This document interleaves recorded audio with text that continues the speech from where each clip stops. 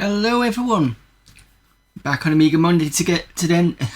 We're back on Amiga Monday again today.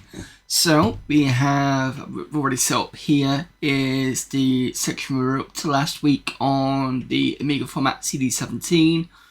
We've got AmiKlotski. I'm on level 25 now. So we're up to, I think, 7 left to go through from level 25 onwards. Whether I actually do it today, I don't know. It could be I get halfway and then stop, or I could manage to get through the rest of it. Could be either way. And then we've got the last week of Rogue Trooper. I'll see if I can get past that third level, that third section with the flying heads. Whether it's possible, I don't know. If it isn't possible, I'll put Rogue Trooper down. We'll do Black Crypt, and we'll get that started. And then maybe we'll come back to Rogue Trooper a little bit later. But either way, I've managed to get to the third section, which is quite good. I don't think many people have gotten past the first level, to be honest, on Rogue Trooper. But it's one of those ones you've got to work out what's going on anyway. So that's at least something. Anyway, so I think we definitely did Jacko stuff, because I remember seeing about that, and photo album I'm pretty sure we looked at. So the next one is Picture Bench. It's an OCS picture database.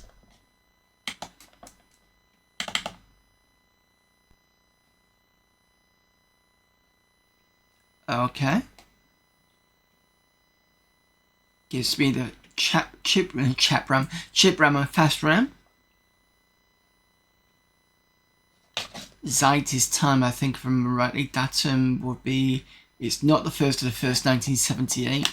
I have to double check my timing. I don't know where that's coming from, because it should be a real-time clock on this, because that's part of what I bought.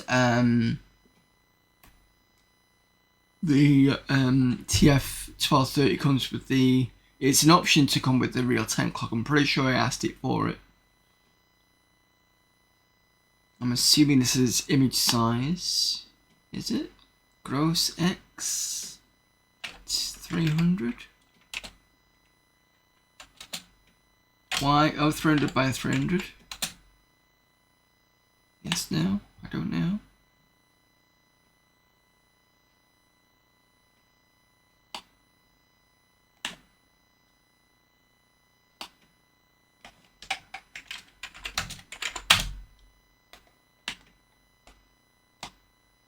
No, it doesn't seem to do that.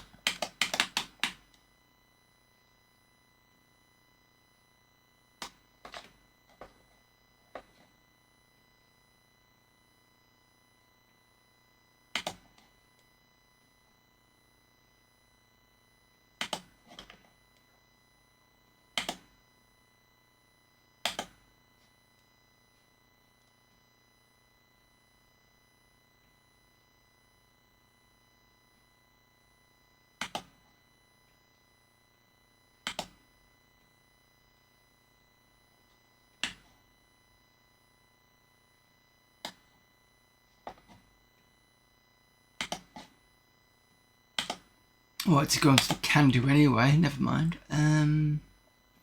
Images. See if I'll pick this one up. So basically I can just build up all these. Now can I resize at this point?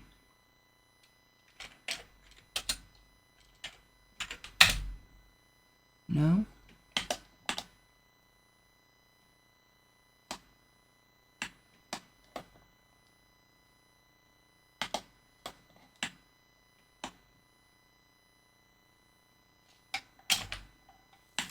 Okay, I'm not quite sure what the rest of them do, but that gross usually means to make it bigger, I'm assuming, but I don't know why it's not doing anything. And that just shows the picture, the bigger version of that picture. Okay, fair enough. That is the picture bench. We've got PO icon.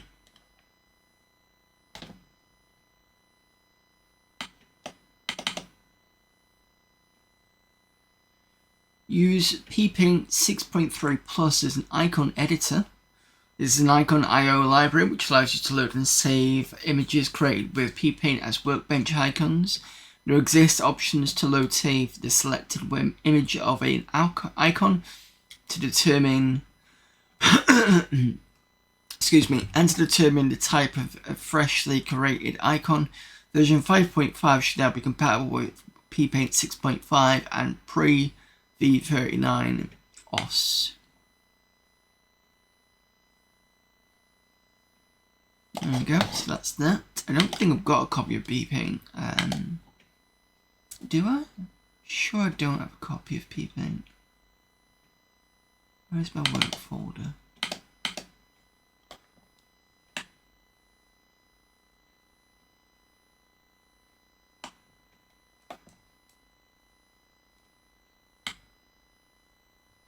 Oh no, I do have a copy of ppaint.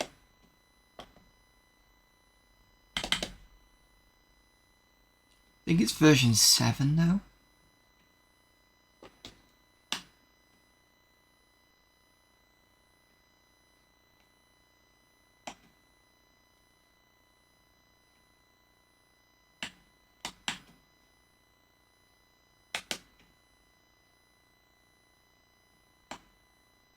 Yeah, 7.1. I mean, it should work. Just have a look at installation on this one.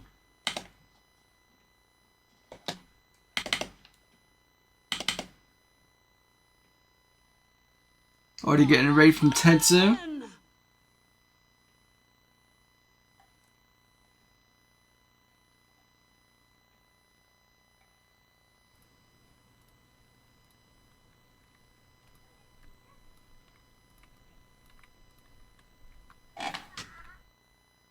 What was that?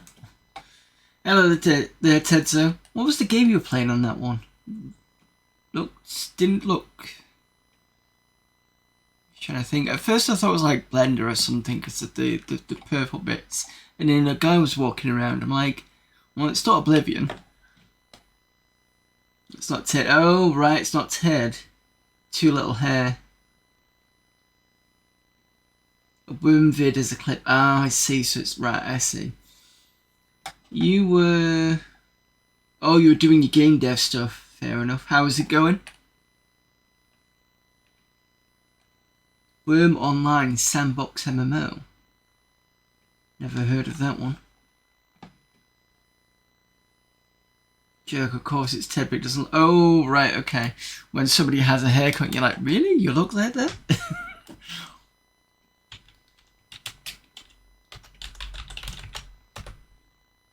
It's like when my friends told me never to shave my beard, because I didn't accidentally cut off my beard. You know, when you cut a bit too much and I think, oh, I'll take it all off. My friends didn't like it because I looked very young. My other half didn't like it, and they all said never do that to us ever again. So, it's like, yeah, I've never heard of Worm Online.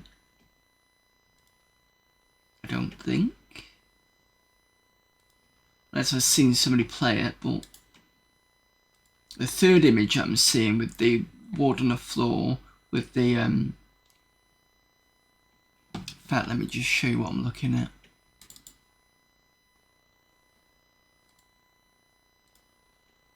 So yeah, so this image here,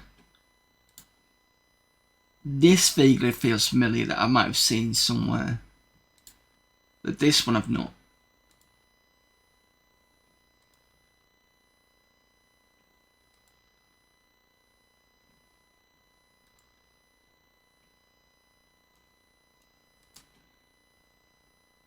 Yeah, I'm not familiar with this one at all, unfortunately.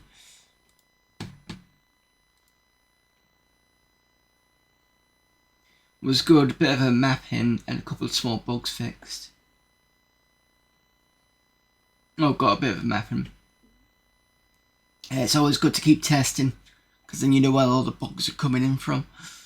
I did the same thing, groomed so much so I just took it off and then people were confused when they saw me.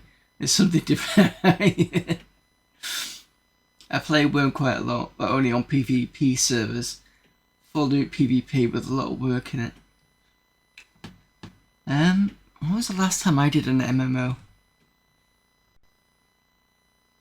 I'm trying to think. I think I played a bit of that Star Trek Online.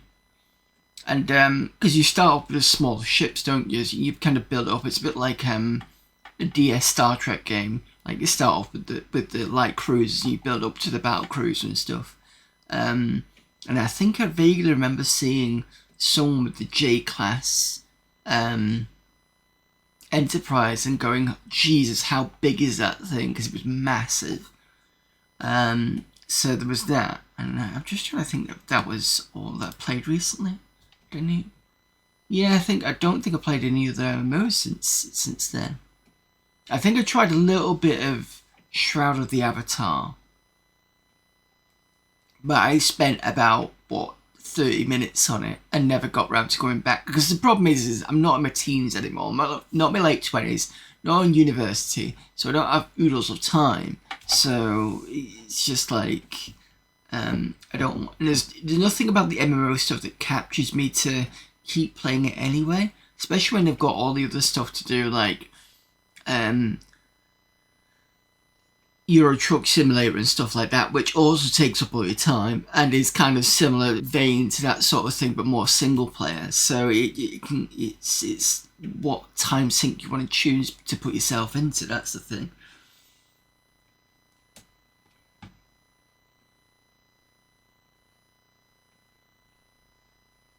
Thought Worm was cool, but it seemed like too much work to get into it.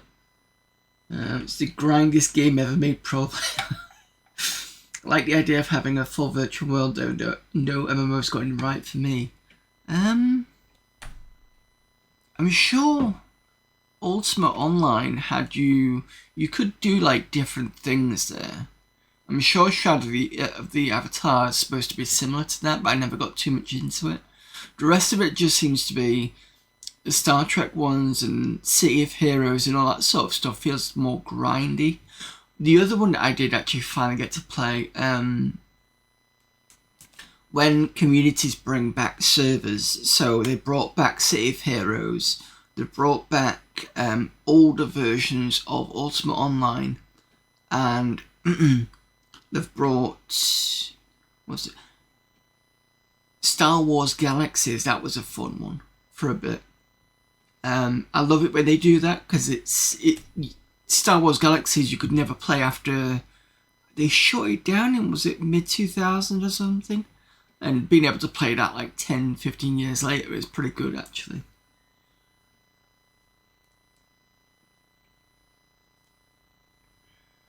I spent a lot of time in Lord of the Rings online. Love that game. I've played it on and off for 18 years. Never played it. I've heard of it. I've never played it though. And there's so many different things you can play. Didn't you do the Matrix online as well? I think all the Elder Scrolls tried to have an online version. I don't know if that's still going. Star Wars had a second one because Knights of the Republic turned into The Old Republic, which was an MMO in itself, which I think was a poor decision, but there we go. Would love to have Minecraft to be an MMO, but the problem with these kind of games invite too many griefers. You have to have safeguards, so it takes you out of it. If everyone played nice, it worked better, but not the reality we live in. I think if you get... So, there was a YouTuber that it was called Jim Plays Games, and I think he still does stuff, but I've not seen his channel as much recently. And because there was a group of us constantly watching his stuff, it was either him or someone else created like a community server, and that was quite fun for a while. There was what was it, Dreddy, she was quite a bit of a grief. She just blew things up, but yeah, she was mostly okay, but it was just yeah, that was quite fun. No, it's fine, no problem, I scored him. Worm is a Minecraft in MMO basically, not used to work for the Worm, and then branched it off to Minecraft. Oh, okay, that's interesting.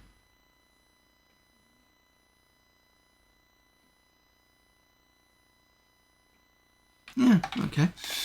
Right, so those of you who've just popped in, I do Amiga Mondays.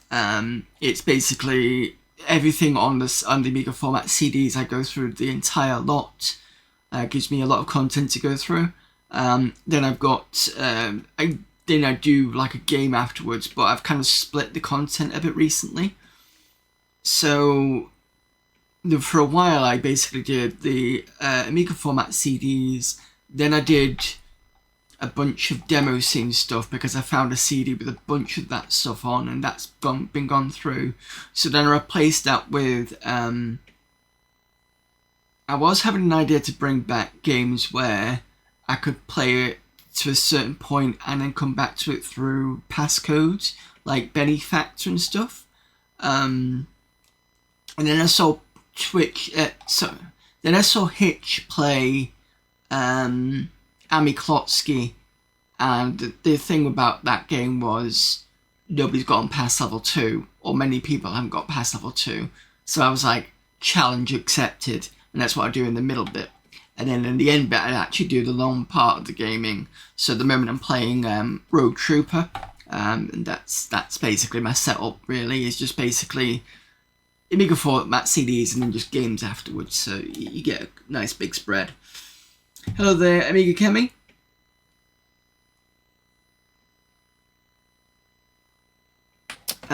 Right, so I'm going to see if I can actually install this to Personal Paint. I have a feeling it's going to go wrong. I don't know how it's done now.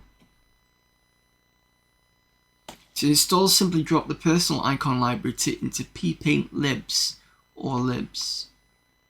Okay. Let's see if that works.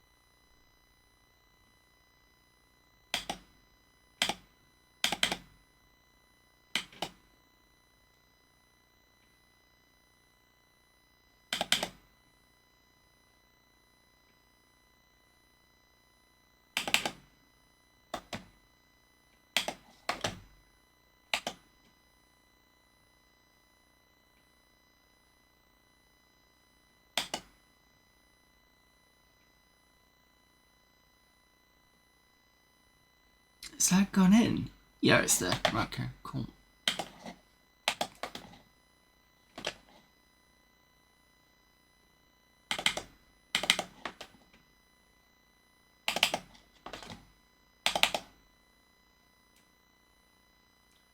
Amiga Kemi says, I use Personal Paint to make my icons. Not sure if you see my workbench. The one that I saw was the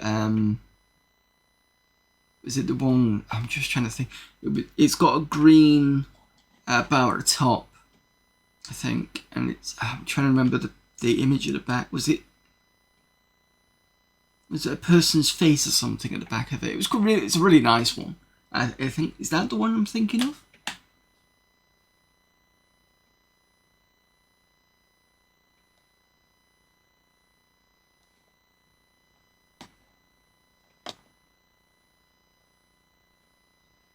Icon, so I'm assuming it's this one here.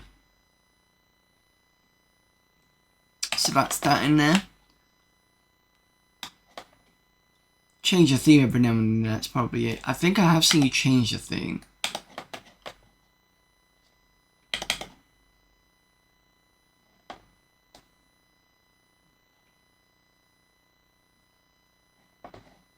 Just double checking this, give me a second.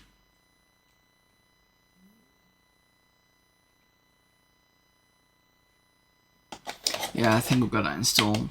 Alright, anyway, let's move on, because otherwise I'm just going to be like, what? Alright, POVRay, I've spoken about this before, but I don't think it's all wrong, because it's on an 040, it says on this.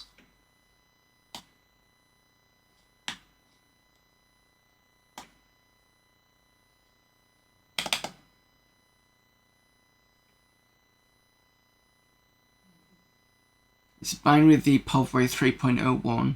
Just tried to test a new ADE installation and tweak the makefile for the 040.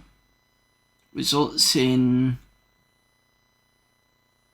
a slight faster binary than Joshua's SAS 040 binary. Don't think this will work.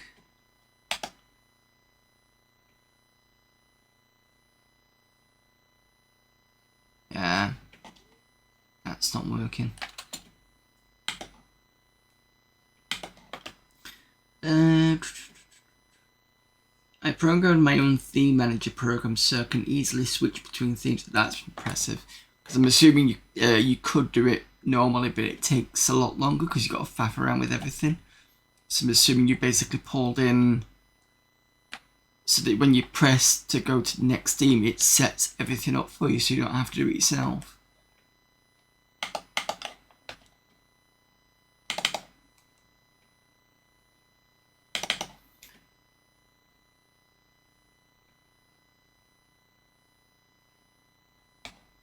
We've got an enhanced graphic system for Amiga OS, Rainbow system, 24-bit, 60 million colors, powerful graphic functions library which adapts the video output to the graphic hardware where it runs. For example, an application which uses it will be able to visualize its graphics directly in 60 million colors on an Amiga with a graphic card installed, or 256 colors on an AGA Amiga, or in grayscale on an ECS Amiga without any modification by the programmer or the user. So using the main Rainbow system is useful for the users and programmers. The ones that can use applications which better work on the hardware. Remember that the Rainbow system doesn't need a graphics card, but uses it if in present. Others can finally forget about shared pens, color map palette, public screens, etc. Create very powerful applications running on every public screen directly in 60 million colors without any trouble. Having in service a very simple and powerful instruction set.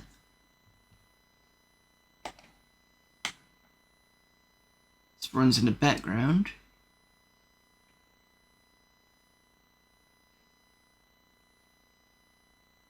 Okay.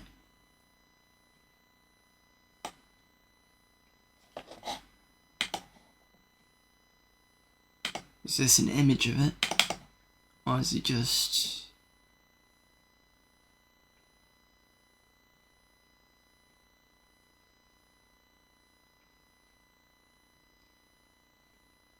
You know, it's probably running in the background somewhere. It's probably going to break my machine somewhere later on. Right. SF GIF PCH GIF SV object with patch object update. This patch is to update this. Is it for a 3D program or something?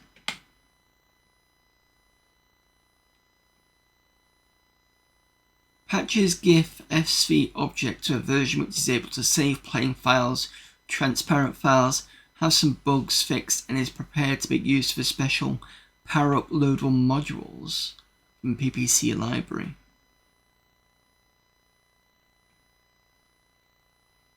I have not a clue what this is.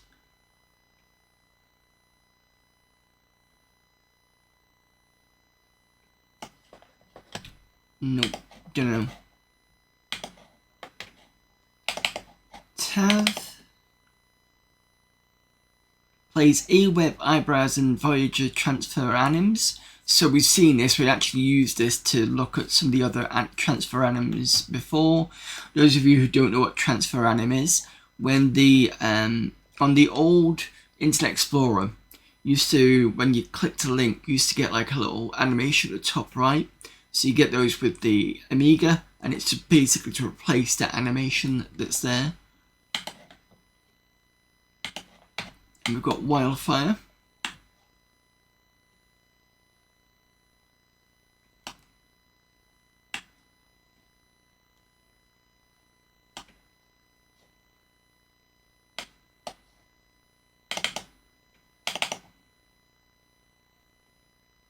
The best anime image processor.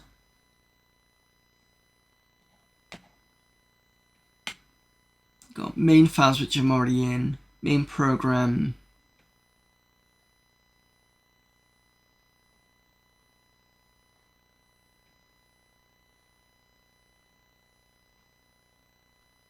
Special effect program, many more.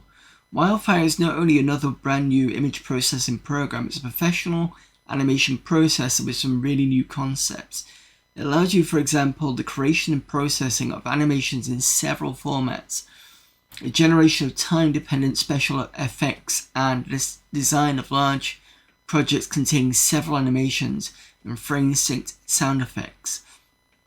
Because the common animation formats on the Amiga because the common animation formats in the Amiga have too many lacks or restrictions, we've tried to create a better one. Yaffa, I think that is. Its animation format, for example, features many compression methods and real-time zooming. One of the outstanding features of Wildfire is that it makes for you no difference if you apply changes to a whole animation. Or if you process only one image, a single image is only a very special case of an animation. In contrary to common image processors, you can use envelopes instead of prime numbers as effect parameters. This makes it an easy creation of time-dependent special effects possible. So you haven't to fight against the do loops in an AREX script to get an animation outside your image processor anymore. All the numerous effects can be arranged in any number and combination because the output of those artifacts can be 8 temporary buffers. This is quite an interesting program. I'm assuming this is yet another what did you call it? Animation format something, yet another formation for, I don't know, maybe not. Usually Yaffa or why is something like that is yet another something.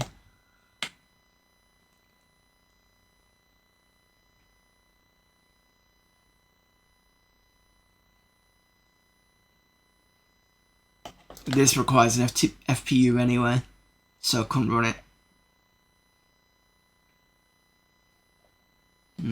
Okay. So that's like a massive graphics thing.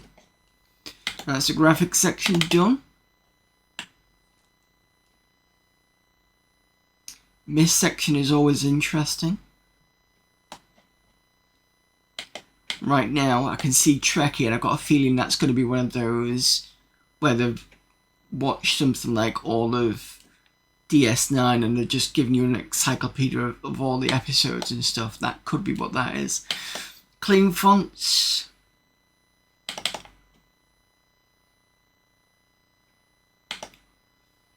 It removes useless font files, whether in fonts or a specified directory. It makes proper font files for each font directory, like fixed fonts, if you need it, default when run from Workbench. It was programmed in E, compiled with the 3.1i of the compiler. I love this language. You will too, if you care to take a look at it and bother to set up everything. It's the smallest language on the Amiga, or any computer that for that matter, because it includes our pre-compiled, it's faster you can believe. Now I just wish it would support more assembly instructions like the ultra important move.b.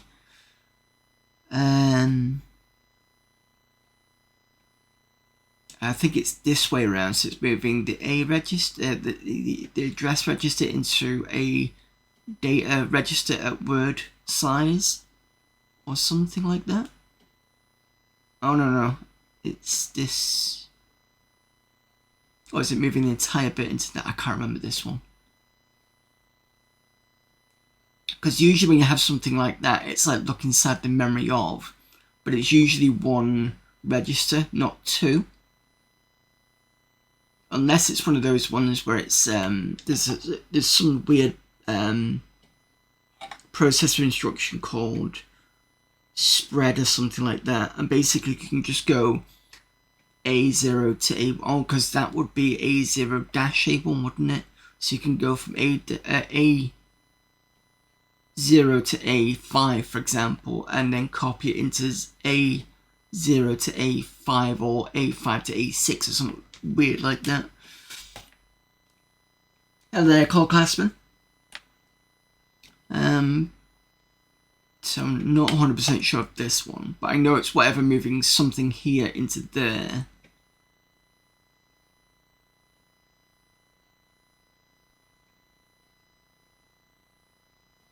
And anyway, there we go. That's Word.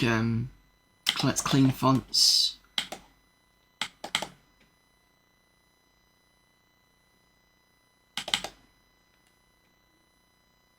Diary in German.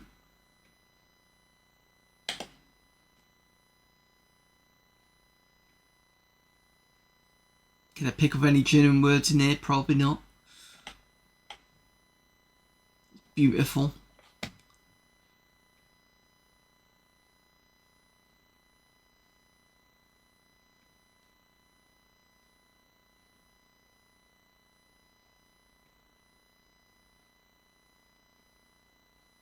Möglich. I think that's something to do with, was it like or love as möglich?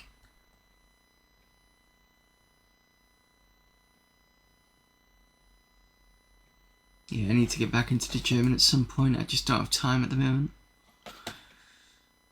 Anyway. Yeah, I don't know. Oh, got the English version. Excellent. It's archive. It's not free distributable. So if there's a... There should be a German... Hang on. Okay. I would have thought there was an English version that I missed, but no. Fine. Okay. Let me just see what this is then. Before writing down an entry, you have to open a diary.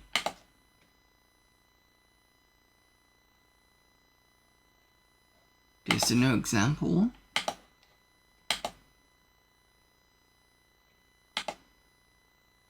There we go. Nope. Can't get it.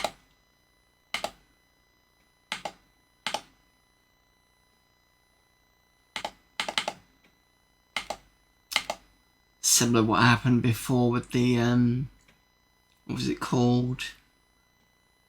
That retail database thing, just didn't seem to want to open it. Right, okay.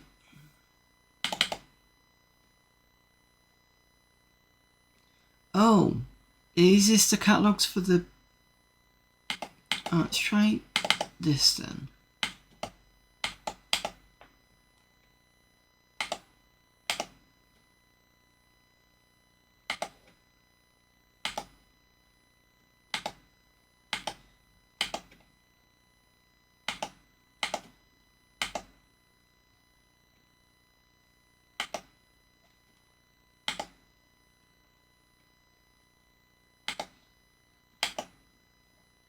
No.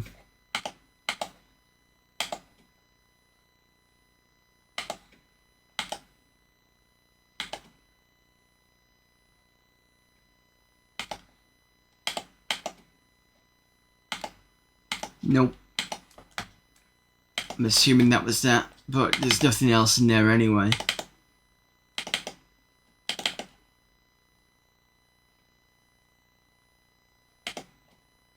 Shell program which creates all pictures. It's able to load with data types library, so it's got nothing to do with diary anyway. Just because it came with .cd and I thought that might be the case.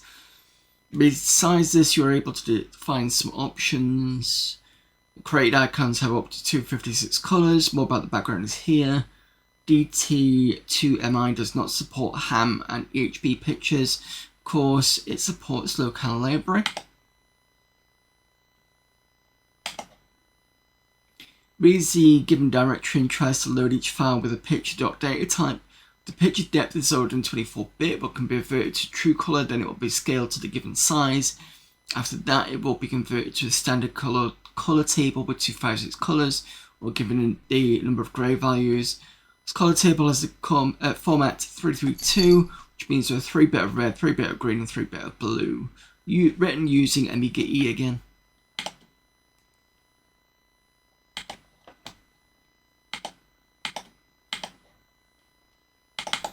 Envelope. Print addresses onto envelopes, version 106.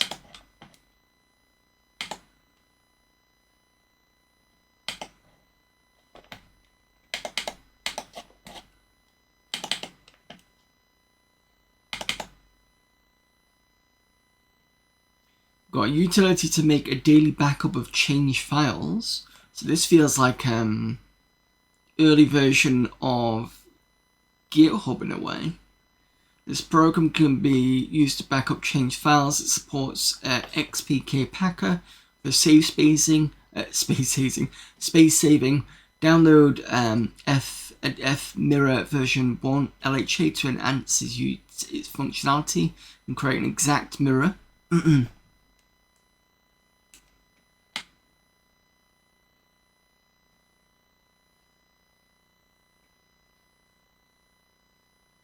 So that's interesting.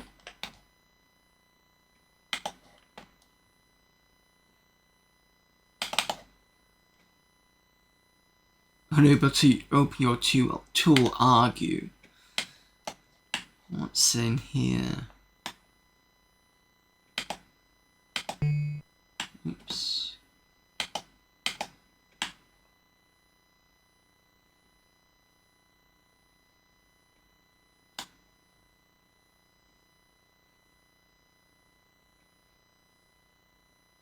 Okay, so the GUI doesn't work. Flash find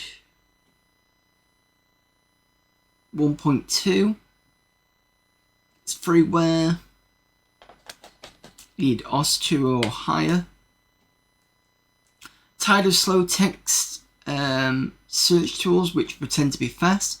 Want something real fast? Try flash find. Search through 2.5 meg text on hard disk in 10 seconds. On a plain 68K. For comparison, C search is about 40 times slower. Flash find uses a highly optimized assembler-coded Boyer-Moore search algorithm. Additional speed is gained by using asynchron I/O. So if anyone knows anything about that, that's sounds technical, even for me, because that's that.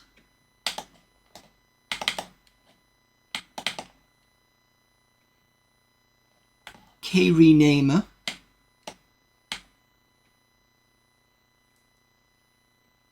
Program changes all file names in a directory with the pattern that you gave. When you have your in your dir files with strange names or Sith, I don't know what. This program will help you change it. It adds to each named name number from 1 to 00. Hope you don't need to rename number of files. So this is a CLE program, I'm assuming.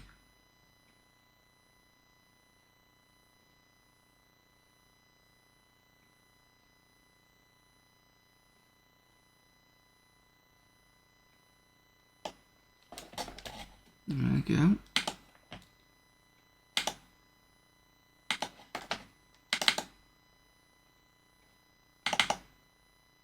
Liblister.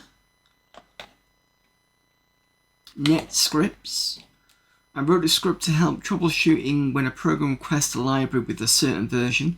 This script will make a list of all libraries in libs, filtering all files that are not libraries. It filters out the following libraries as they may crash the system.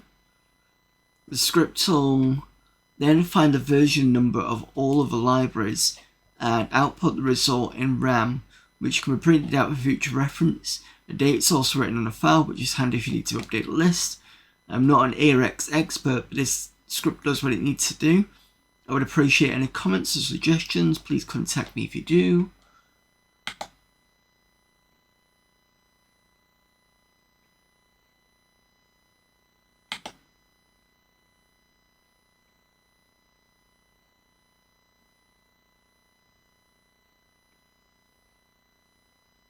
Okay, so it lists all the libraries, fair enough. All the libraries you've got, or alternatively you can just use, I don't know, this, but I'm assuming not many people used, which is odd because a load of people use this Opus directory. Okay. Maybe not that many people did, I don't know. Undelete.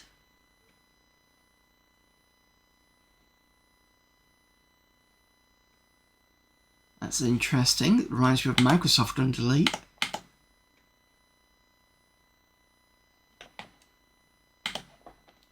An AMI failsafe incorporates an undelete function which stores deleted files in a special AFS root directory. This undelete command is operated from shell and can be complicated to use if you're not familiar with AMI shell. That's why I wrote MUI AFS undelete interface to simplify the process of getting back a deleted file. So if I remember rightly on Windows 3.1, when you delete a file, I think there's a certain amount of time the file would have to be there before it would start to literally disappear, but you could undelete it to a certain point. So that was an interesting tool, but I don't think they kept it for Windows 95. Definitely remember it from Windows 3.1. I don't know how it would work on the Amiga, whether it works the same way. But that's interesting that they had something like that.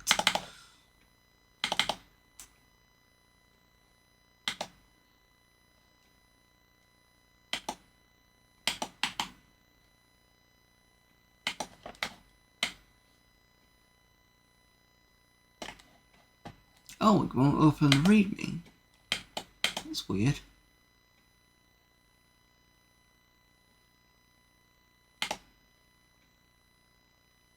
Prevents floppy drive clicks and sets retry count to 1. So, Amigas, if you've never had a real one, they have something called, it's called the heartbeat, and you can constantly hear the Amiga going click, click, click, and that's because it's the floppy disk waiting for you to plug it in. It's not like Windows whereby it's all silent and you plug it in and you double click something to open it. It's like it's a constant, I'm checking to see if there's something there, I'm checking to see that sort of thing. And it was known as the Amiga heartbeat. So that's what that's why you've got these floppy drive click prevention things. If I'm wrong, let me know in chat. I'm pretty sure I was right with that one.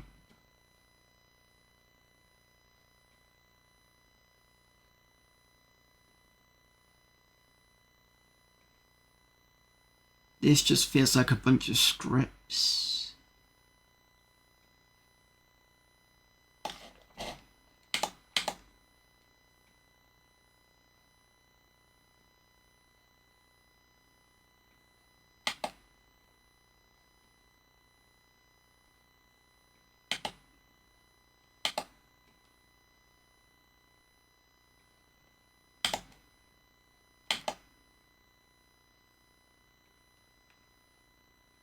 Removing the Amiga floppy disk click is the first thing I do when it installed. Yeah, not everybody likes it, but it was one of the things that I think I don't.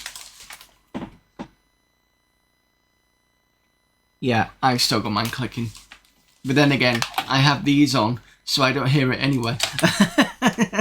I don't think you guys have heard it, so it's not loud enough for the. Even though you can hear the mouse clicking. It's still, the mouse clicking is louder than the click here. Let me know if you do hear it. I don't think you do. Yeah, I think this is just basically a bunch of scripts.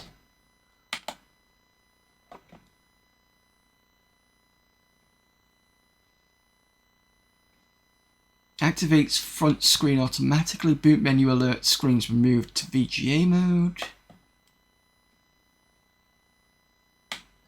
Hard disk will automatically power off when not used 3 minutes. Password protection for hard disk. Yeah, it just seems to be a bunch of scripts on the Amiga. Post 2.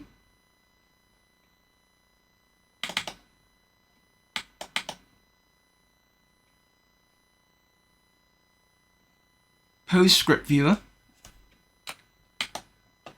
Post is a PostScript viewer used in the Post library. User can view PostScript documents on screen, print them on any preference supported printer, or create an FIL, basically image file for the Amiga. Has a powerful, clear, workbench and AirX interface. Its documentation provides information for the usage of Post. You need the information about the library. We've only got to rely on the documentation supplied with the library. Doesn't hurt anything to remove it. Yeah, no. Otherwise, if it was harmful, nobody would have done it. But there are lots of. That wasn't the first people that have done that sort of thing. There's been a few short scripts people have made to remove the heartbeat of the clicking of the such. Yeah, remove the clicking of the floppy drive. So you got PostScript.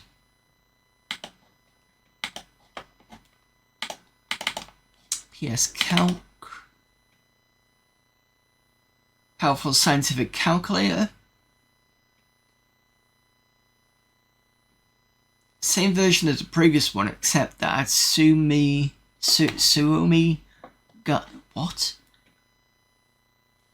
guide and catalog are available as a minor bug in the load history function has been removed. It's a very easy to use calculator and supports several features like base conversions, plotting functions, defining user functions, integrating derivating and resolving function. Cannot speak today.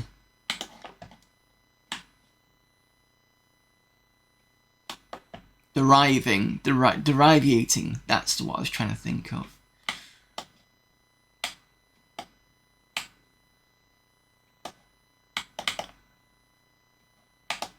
Does it run?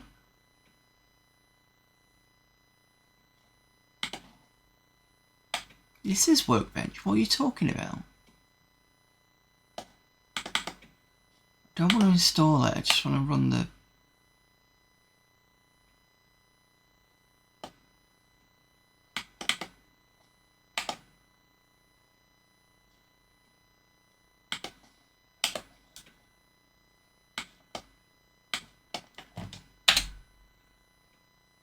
No. Okay, that's weird.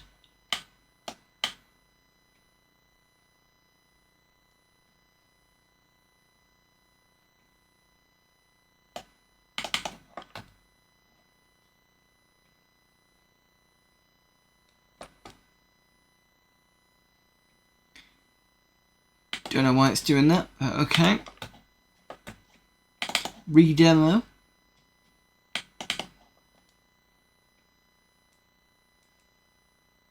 Mr. Hardware again, Retail Escort, which we saw earlier. Why is it? Hang on, did we not see this? I think we did see this. I must have mixed this up. I must have done this one first. So this one... Wait a minute, was this not in commercial? Yeah. So we saw this earlier. They basically copied it and stuck it in here. Cheeky buggers.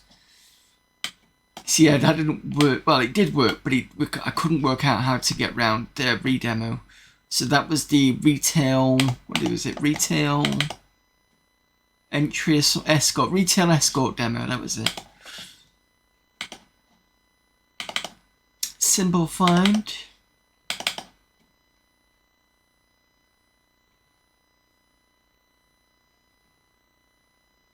Another finder thing, I think. Search tool for the Amiga. scans a selected directory for an entered name pattern and shows them. You can copy, delete, rename or view the files. Features searching by name, name pattern, size, date, index files for faster searching, allows to copy, delete, view and rename, easy to use GAD tools, GUI, primitive shell support and much more. So that's that. Software reader.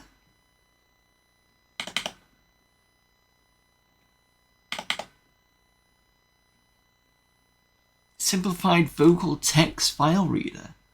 This program is a simplified version of wread files 51, a vocal text file reader unreleased. The large built-in USA translation enhancement library, about 256 kilobytes, has been removed. The huge USA accent with translator 43 will restore most of the functionality of the removed code. This program is intended for primary use as a general file or booklet ASCII e-text reader. It's not intended to be a save program. Challenge accepted. This program parses text into sentences for more natural reading. This version of the basic wread files program engine adds a decade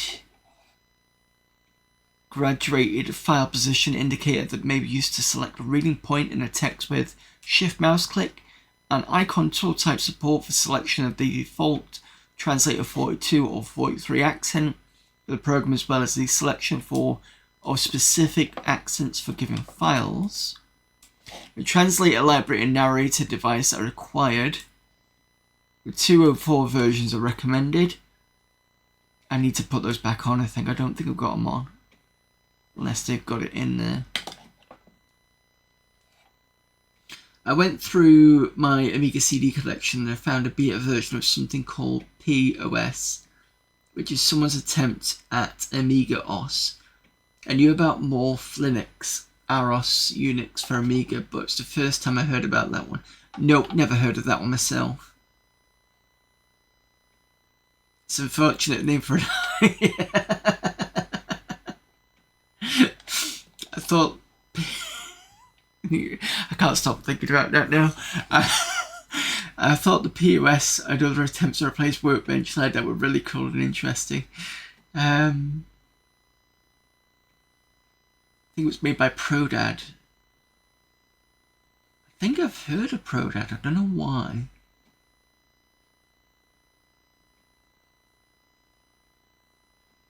Why have I heard of Prodad? What else did Prodad do? We must have seen some of their other stuff on Amiga format, maybe.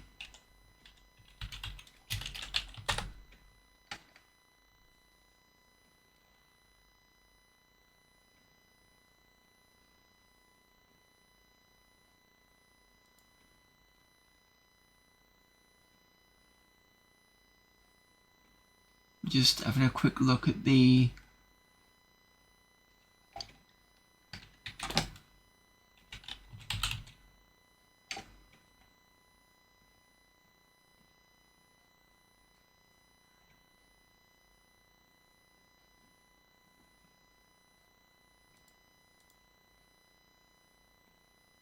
There's an Adorage multi-effect program from Prodad. I don't remember that one.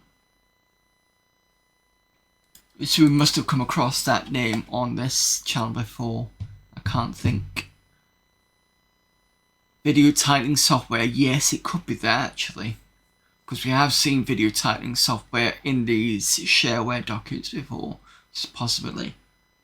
Don't think it was Clarissa. I mean, it could have been, but I've been through so much of these, I don't remember everything. But when you said Prodad, something's pinged in my head. I've seen that before.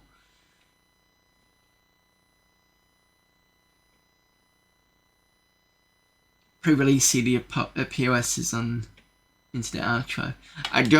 The moment I've got this set up as exactly what I want, and I've already gone through a CD, a compact flash death. touch wood, I don't want to have to go through that again. So I think at that point I'm probably not going to test anything like that. Unless, of course, I stick it on the mister. That might be a way I would do it. Anyway, let's have a look at this S-read. Don't think it'll work, but... Oh, it crashed. Are we on a break? I think we are. Right, I will be back in about a couple of minutes.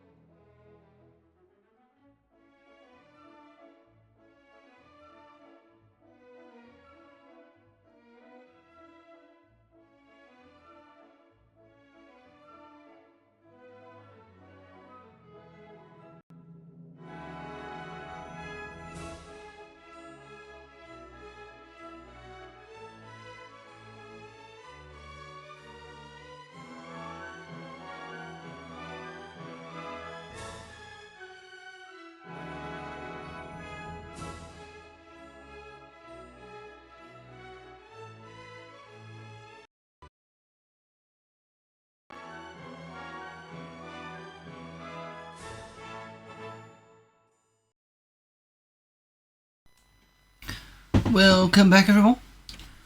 Right, I've just had a quick look whilst we're on the break for any of the translation stuff, because this is not reading anything, it's just flicking through it and not doing anything, probably because it doesn't have the libraries to translate or to narrate, but those were taken out originally after 2.10, I think it was. Excuse me. So this is all it's gonna do. You're not gonna hear anything. Now, before I had the CF card crash, there was a program, I think there was a say type program on one of these CDs, I don't remember which one it was, that I actually robbed the libraries for. So if I can find that again, maybe we can look at this again at another point. Problem with this is I can't just stop it. Once it goes, it goes. You can pause it, or pressing escape just carries on. It just shuts off. So that could be interesting to look at once I get the libraries. So I'll come back to that one. Anyway, next one is Trekkie. Hopefully this will be interesting. Trekkie version 2.8, Trekkie data version 2.6. It's a database that offers the possibility to manage all Star Trek episodes. I knew it. I knew it. Apart from collecting the usual data such as episode title, number, star date and so on, it facilitates to build a kind of who is who by managing the maker information. Moreover, there is admittedly simple video database included. Ooh. You can add pictures, movies or sounds to episodes and makers by giving Trekkie the file names with external viewers players. You can show, play or play these files from Trekkie. The data file contains information on different incarnations of Star Trek on television and the big screen and various Star Trek novels. The Maker database offers almost everything you might want to know about the people in front of and behind of the camera. The program requires Kickstart or Workbench 3. With the enclosed data file, the program requires about 2.5 meg of RAM at runtime. The program would run on a 68K processor, but for acceptable performance, the absolute minimum is an 020 processor. Right, okay, let's have a look at this. No flicker. No, we're having more than 4 colours. Go for that.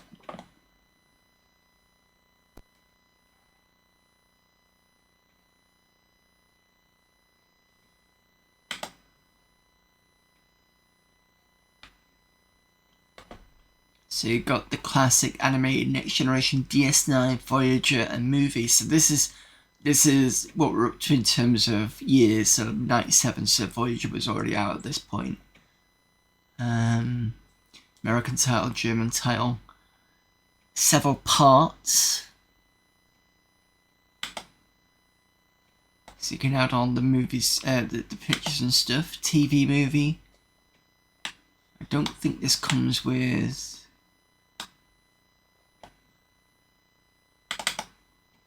Oh, we might have something. Oh, we do. Oh, okay, this is interesting. The cage. We can do animated, Next Generation, movie.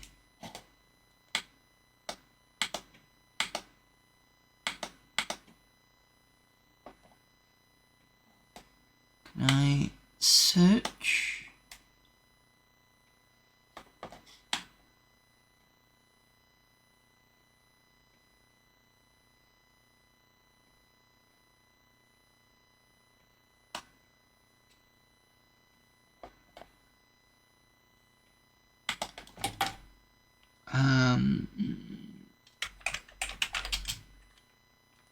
Let's just put Spock in here and see if it finds it.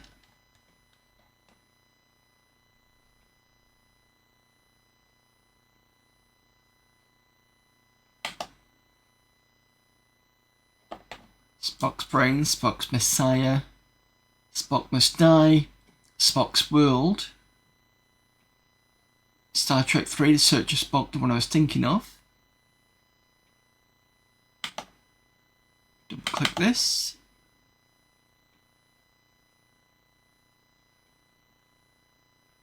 So there's several parts. It's part number 2. Oh, unless this was because it was part of the Genesis thing. So the first one's a standalone. The second one was the Wrath of Khan, leading to the Search of Spock. So this was part 2. Yeah, that makes sense. So it tells you all the information about the film there. Do we have any pics or anything? No? Don't believe we do. Tells you all the who's starring and what.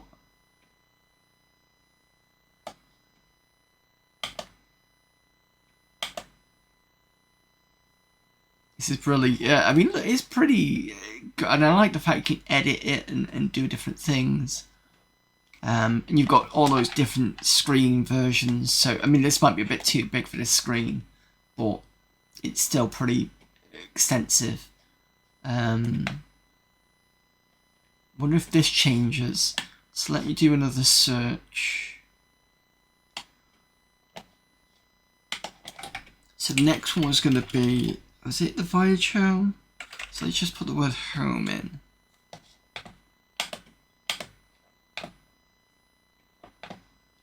So we've got all those, and that's what I was looking for. Yeah. So these all changed. So action and the previous one was 2 pluses, but that's gone down to 1 plus 2 on the humour. Part number 3 there. Makes sense. Is there any pictures here? No? Maybe they've not put much pictures in here.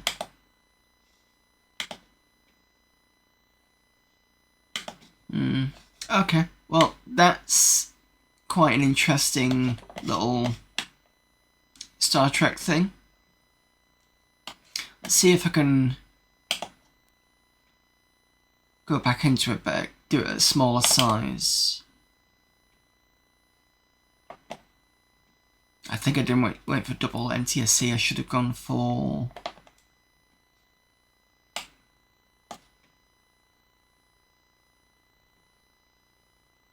this one.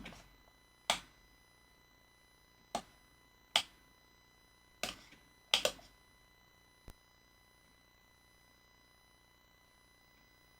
a bit flickery though. Let's give you one that isn't too flickery.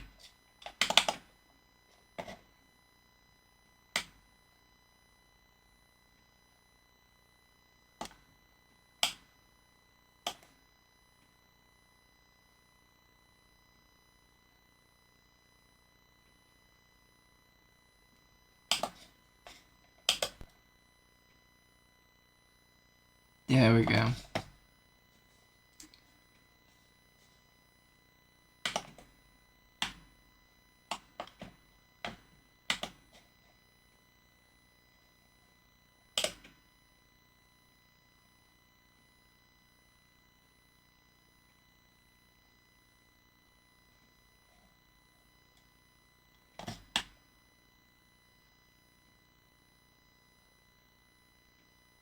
So you can add in new episodes, copy, delete, print, pictures. Has nothing in the picture list at all. So I'm assuming they're expecting you to do that. We've already done search. Make Trek crossovers. Oh, is this like a Kevin Bacon thing? Must have worked for all the following series.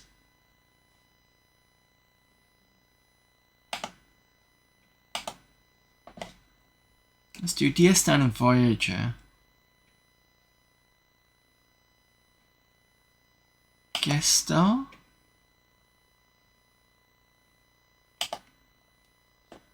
Oh. Oh, this is interesting. Deep Space Nine, Voyager, and Classic Line, was that? Classic Series? Next Generation, DS9 Voyager. Chanda, who was the...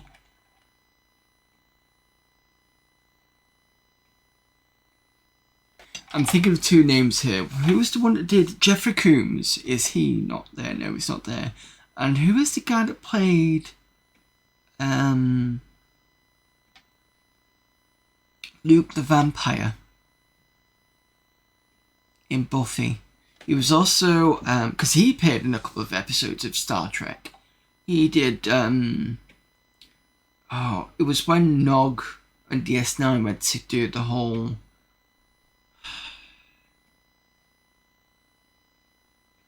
was it him and was it Quark and Nog or something? He went off and he did some deal with, and it was like these two. There was a man and a woman, and they had this kind of like the face paint was like red with white spots. I think they were, and one of them was Luke the Vampire. I can never remember his name. He was also in he was one of the three punks in Terminator. He is the blonde-haired one that has his gets punched to death. Brian, guy in the X-Files too, yeah, because he plays the one with the stabby thing in the neck. Brian.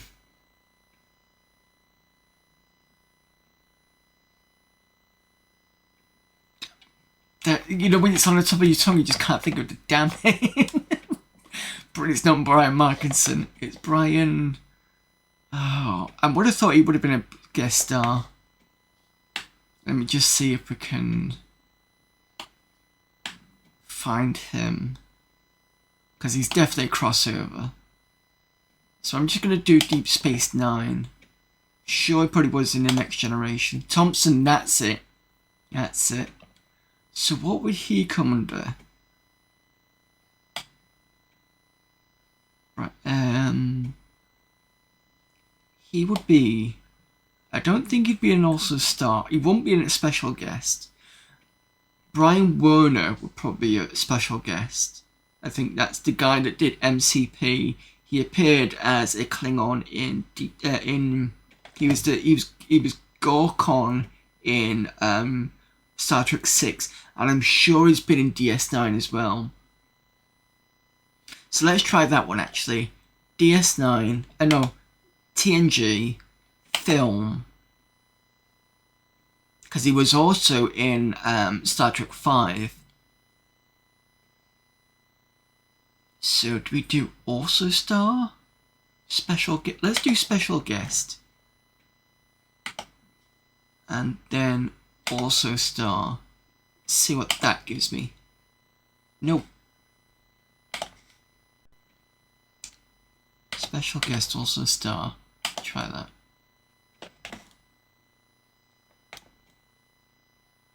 LeVar Burton. No, that's not what I want. This is most cast. Nope, not that. Jeffrey Combs is the other person. I'm just trying to think how you'd find them.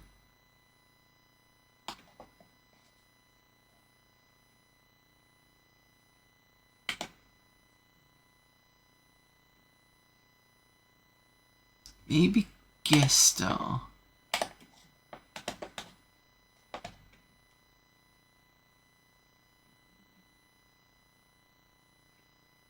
There we go, David Warner.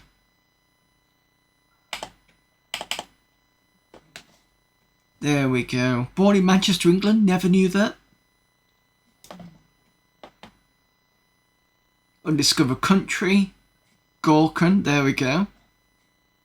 John Tarbo, Final Frontier, Chain of Command, and we've got Gul Madred. So I'm assuming he wants to come in as,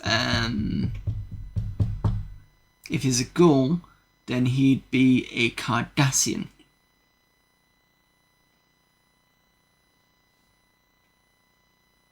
He was in Star Trek Enterprise, that's right. Yeah, unfortunately we're not going to find that.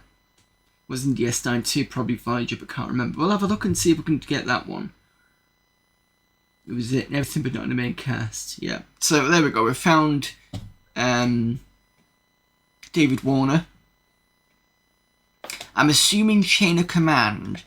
Is this the one with the 4 lights episode? Is that the one? Let me just double check.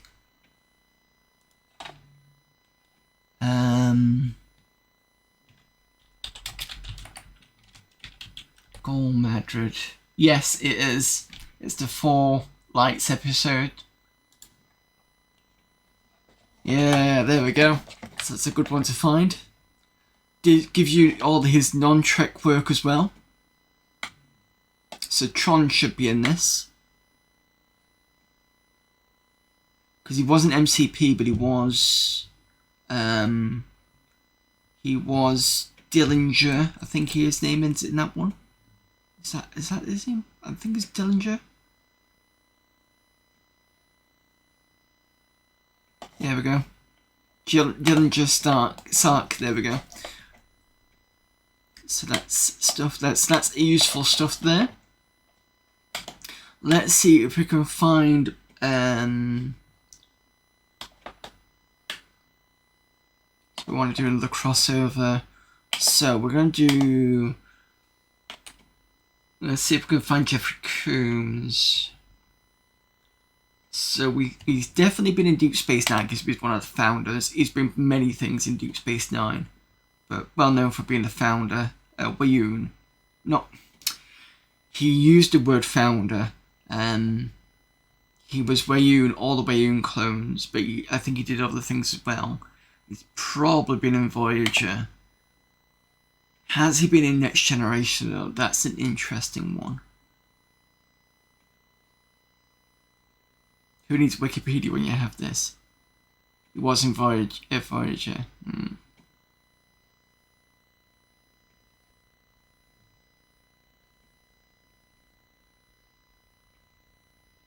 Let's do Next Generation as well, just to see if he does pop up. Now, the question is, does he go under special guest or guest star? Because I don't think he'd be... Oh, no, I'm gonna... If he's Weyoun, he would at least be a co-star. Probably both. He wouldn't be... I don't know whether it'd be a star. Let's go co-star. See what that gives.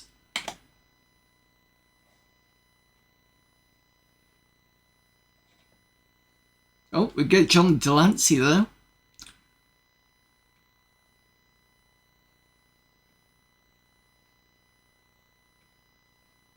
Let's have a look at John Delancey. Good old Q.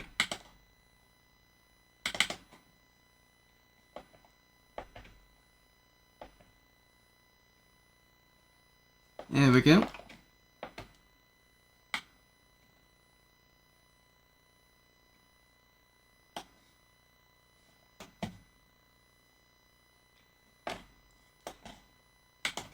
So it's not that. Oh, this one's going to be a difficult one to find. I do like the fact it's kept the last one, so you don't have to redo it. Let's take off TNG. Let's keep these two for now. Because if he's in anything else, it should show up. So let's try that version.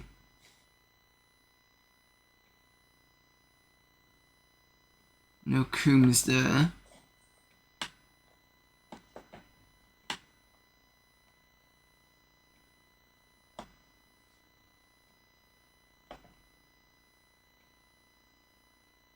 Might be me too early to have his character.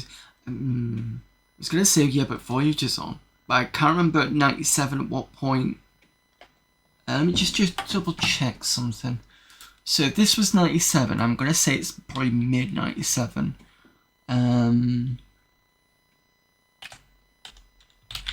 Voyager. Oops.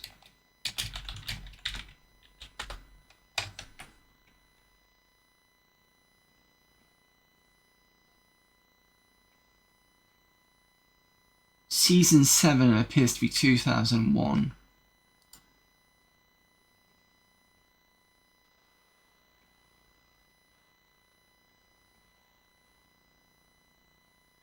Season 1, 96. Season 2, 97. So it's probably partway through Season 3. Roughly. Brunt, yep, that was another one he did.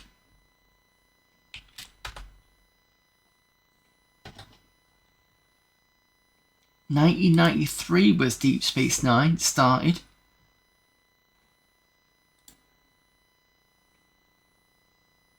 Season 4 of DS9 is around April 97. Season 5 is mid 97. So there's a possibility he's definitely in there somewhere. Because I'm pretty sure Bronk was around season 3, 4, something like that. So let's take off special guest.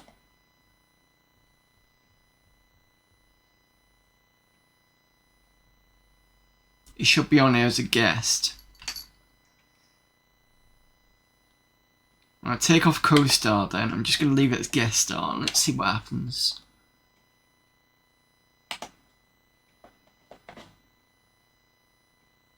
No, he's not here.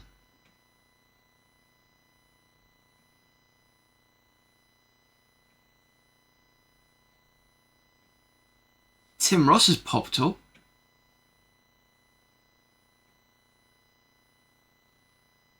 Oh, I'm trying to think of what Tim Ross did as the movie. 97 would have been Generations, maybe? Or was it First Contact? I'm going to have to check that now because that's going to bug me. Generations, there we go. So Tim Ross was Tuvok in Voyager.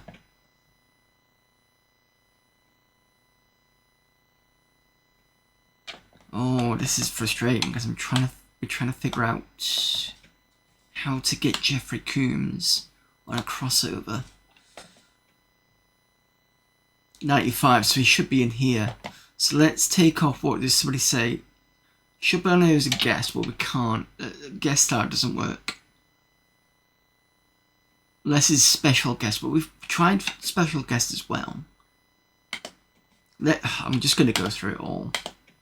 Star, also star, special guest. I'm just going to go for all of it. Right, we're going to find it this time. Let's go. What? It's not on there. Unless he's not in Voyager. Maybe that's what the issue is. Maybe he never turned up in Voyager. Okay, that's a good point. Right. DS9 only.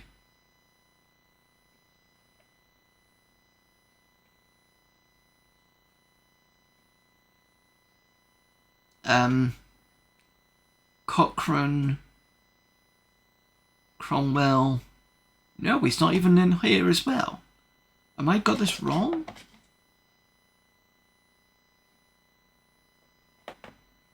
We've done every single star possible.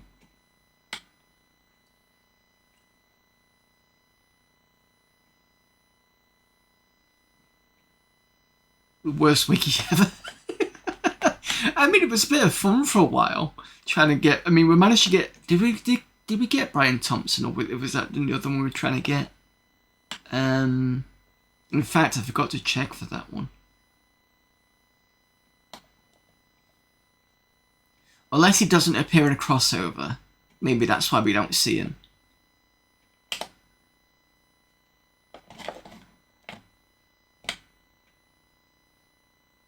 I'm sure he must have appeared in some DS9 episodes.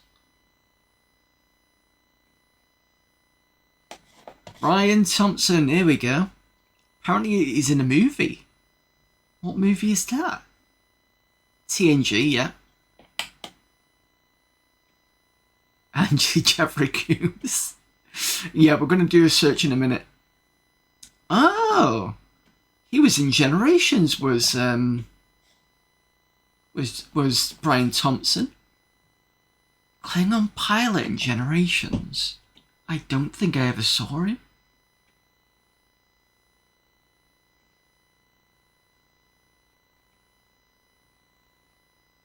Has anybody noticed Brian Thompson being in Generations film? Would have been a Klingon, yeah. Probably has played a Klingon before, with guest star as Lieutenant Klang on TNG under a title of Matter of Honor is definitely a Klingon there. But as a pilot? Right, I'm going to have to find this now.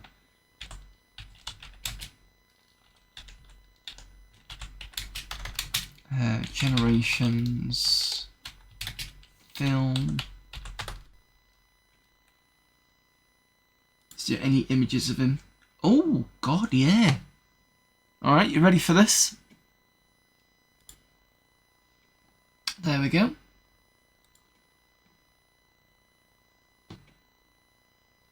That's the one. That there with the, you know, where I was describing the white bits. That's what I remember, because that was the DS9 episode. And yes, he has. He's played a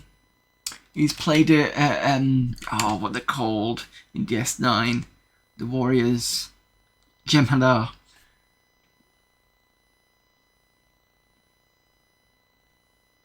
I'll have to find that person in Generations. Is it one of these? Yes, that's a Brian Thompson face.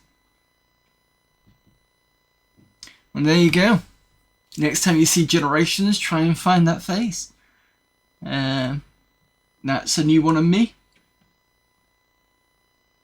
There we go.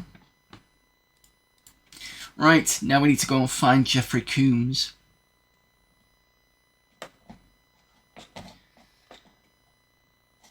In fact, there we go. As we've already mentioned, X-Files Colony Pilot. Has he got any other X-Files stuff? Just that. Fright Night 2 apparently has been in. Don't remember that one. Alien Nation. It was actually in the main film, I think. The Alien Nation film, because I think... Is it him? So James Caan goes to talk to the aliens that are in there, and there's one that's in a bar. And I think that was Brian Thompson.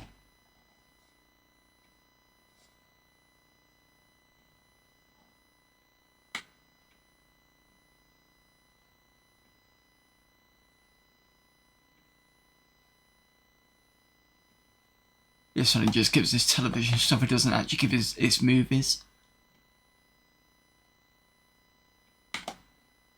No picture list. So you could add more pictures to actually put that through. That would be interesting. Right, okay, let's try and find Coombs.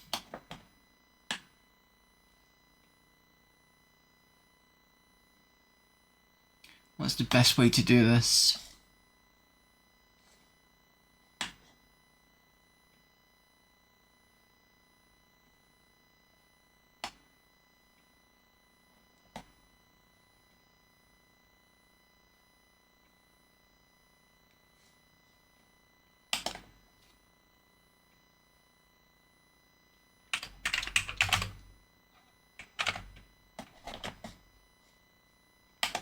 Gonna give all.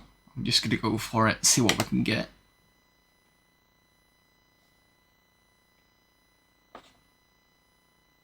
Arena and Errand of Mercy. That's classic. Oh, sorry.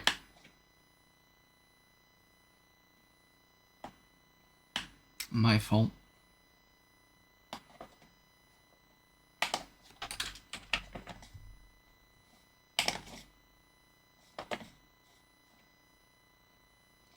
This looks like the fella.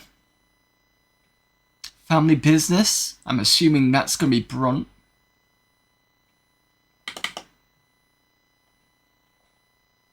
Guest star. Jeffrey Combs. Okay. Can I go back one? Or do I have to research?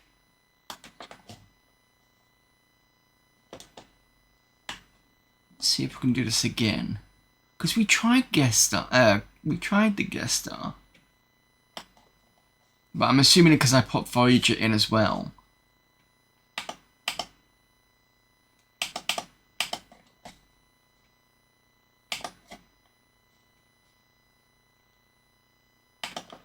What?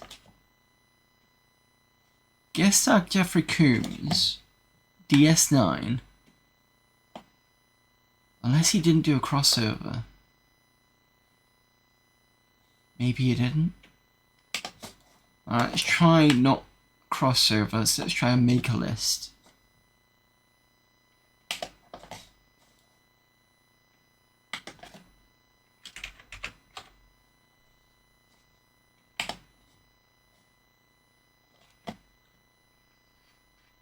Guest star and as star.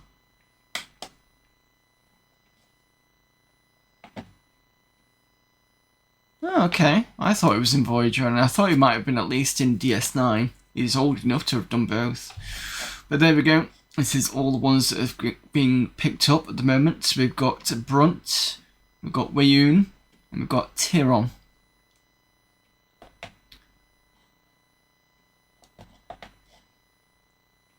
Some of the television stuff he's done.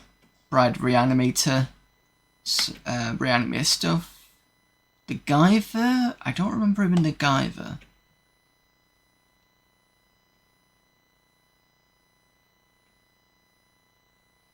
No, do not remember that one. Because isn't that the film Eutronics in the UK? Reanimator I've seen. Because that's the one, that'd be the one with the Mark Hamill in as well, I think. So actually, the Guyver has, if he's in that one, it'll be a weird sort of adjacent Star Wars, Star Trek crossover. He's got Mark Hamill and Jeffrey Combs in it. So, doesn't list all the credits. No, I don't think it does. I'm half tempted to copy it over and fill it out and see whether the problem is though, even if I wanted to do that, the only thing that's missing is I don't think I could add in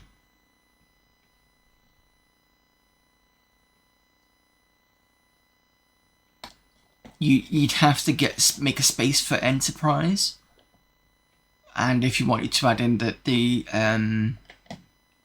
Kelvin versus those as well. But it'd be interesting to see how big you could make this. And keep it on the Amiga, obviously.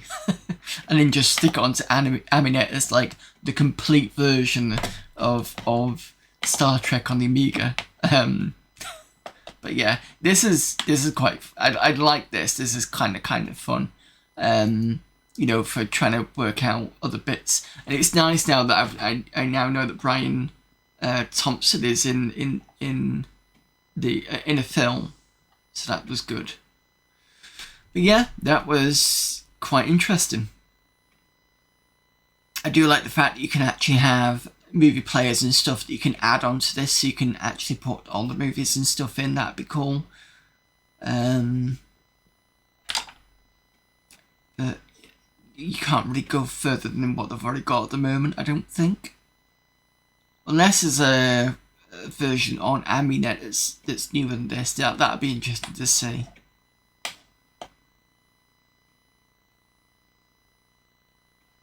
Let me just see if there's any Trekkie version on AmiNet.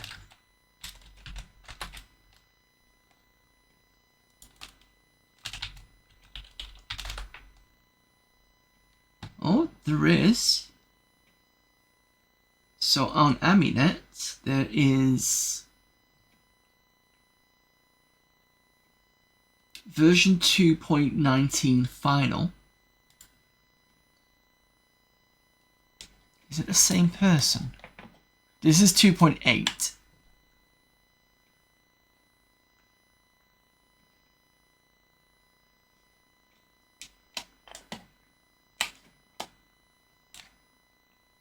Yeah, it's the same person. Yeah, so 2.19 is the last one.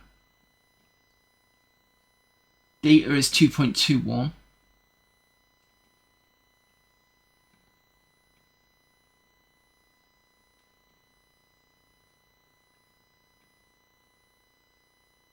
(1996 to 2000) is that you'll have added stuff in. It says Trekkie data 6 to the 7th season Voyager episodes added and updated. So it still just has Voyager in, but it'll have updated everything. And we'll put this in for chat, so if anybody wants to have a nosy at this on their own Amigas, that's the latest version. So that's on there. Right, okay. We're now a bit over time because I've just gotten interested in this. That was quite a lot of fun. We got this we'll look at next week because I want to get on to AmiKlotski. So let me...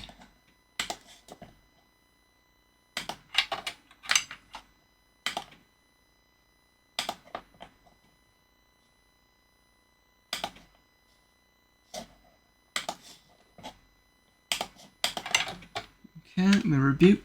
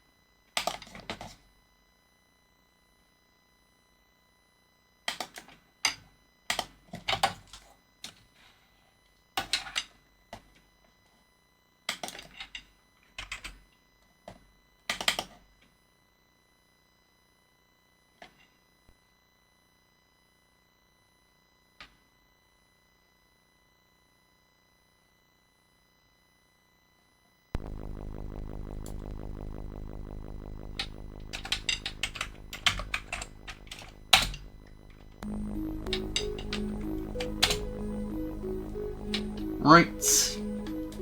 Can I actually do this?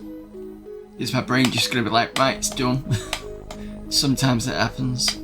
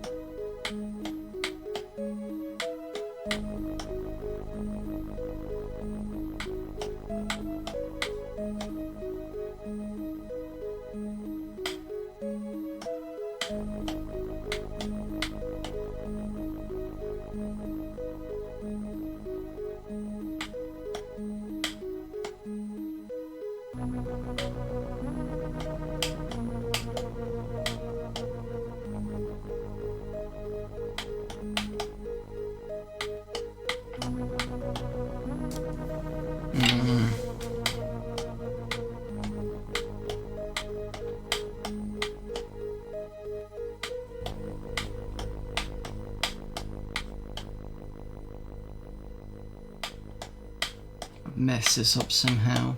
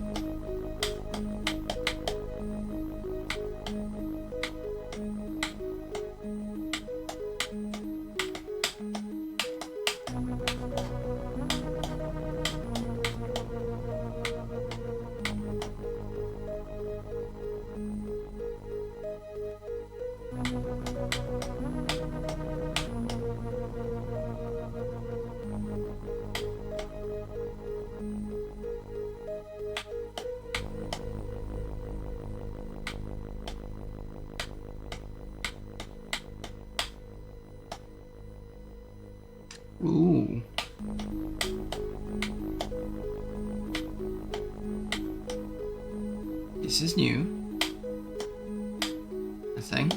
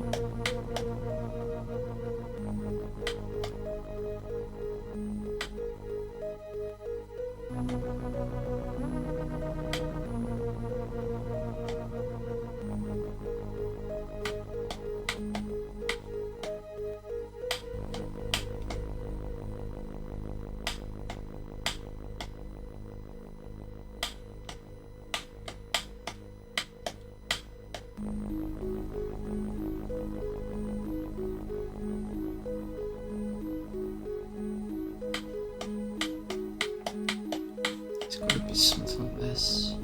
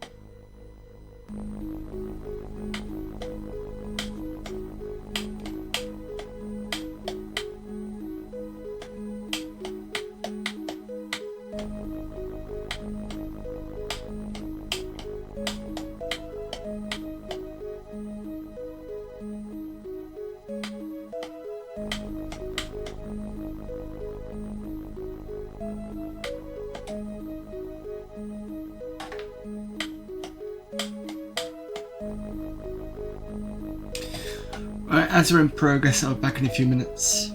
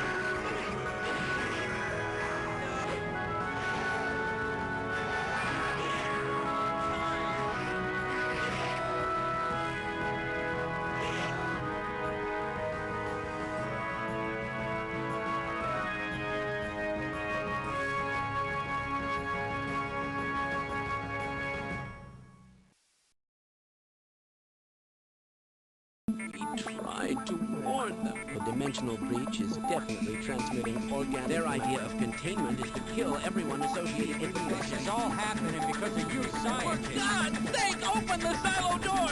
They're coming for us! It's our only way out!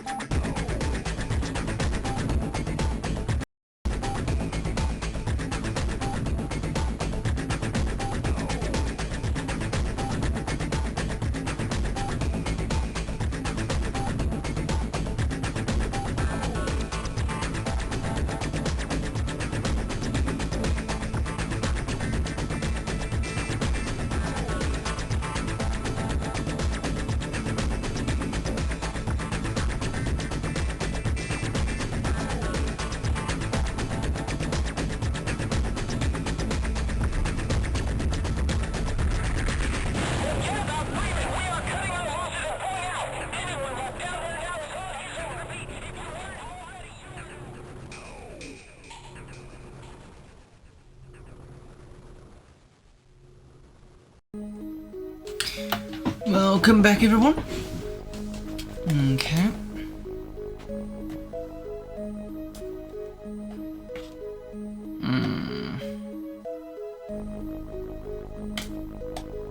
Excuse me.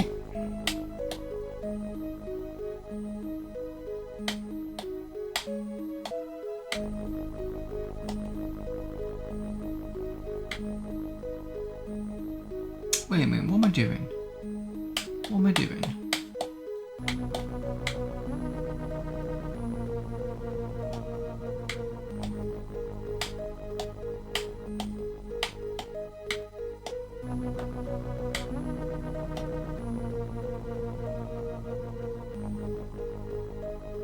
This is the closest I've got so far.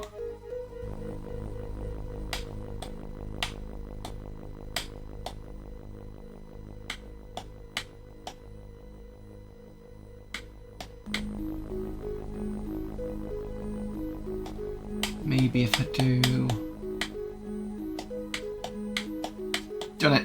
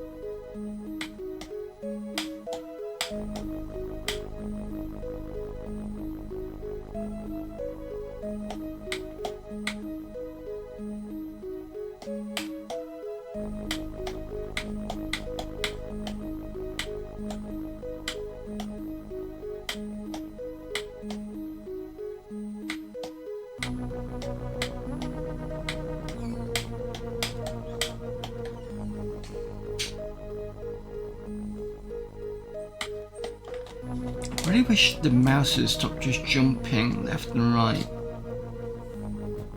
Sometimes. It's a bit distracting.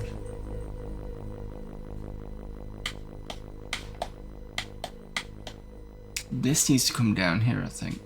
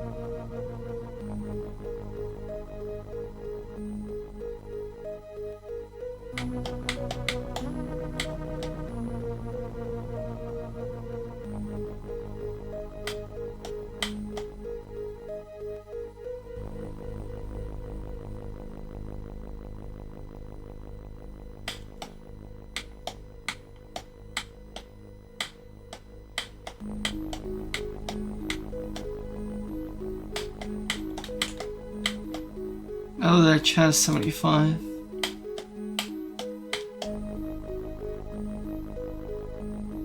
Wait a minute. I need to be on this side.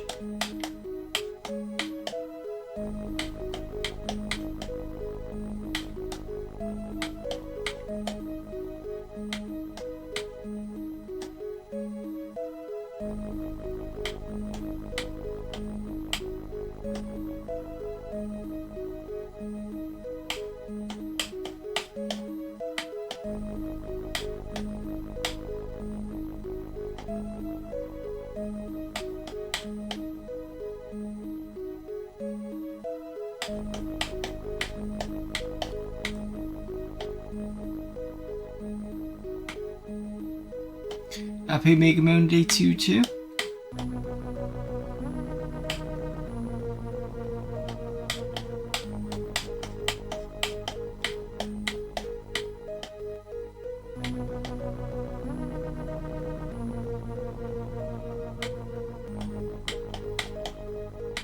Done it.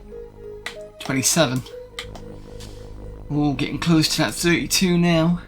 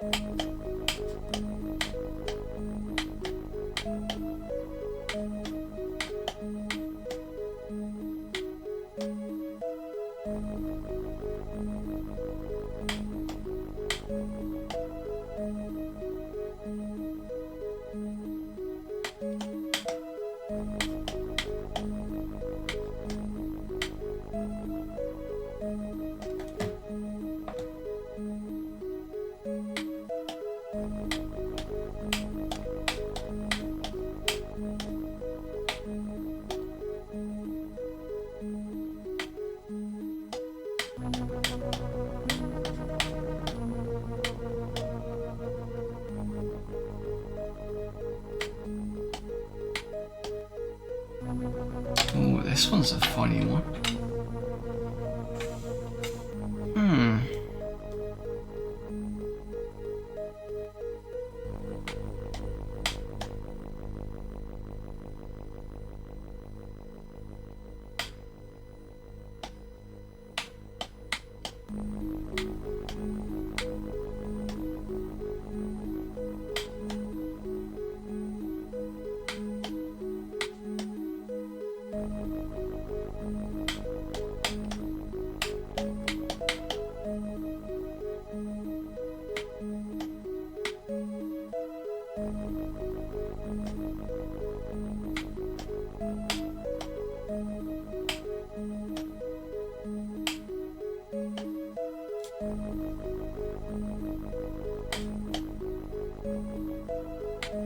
How am I supposed to...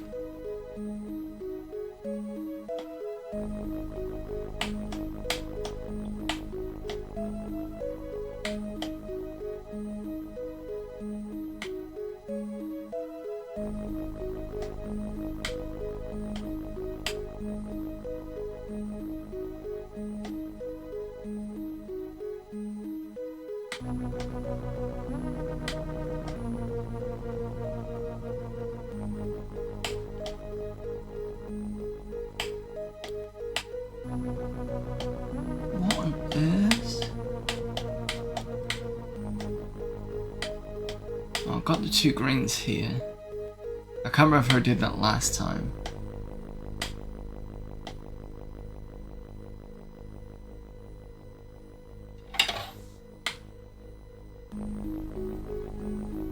Is that possible?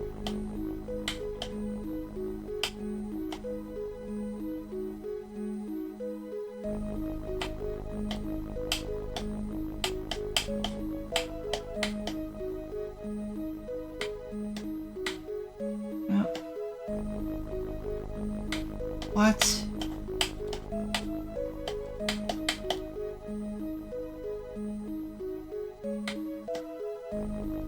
27 is just giving me the middle finger right now.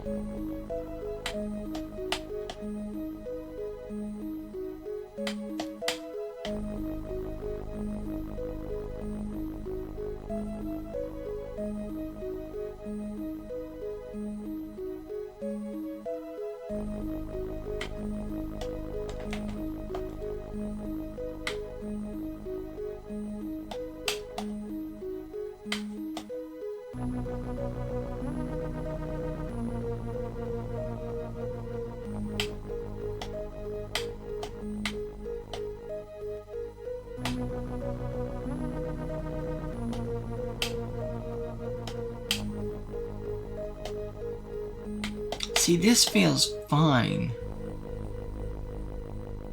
But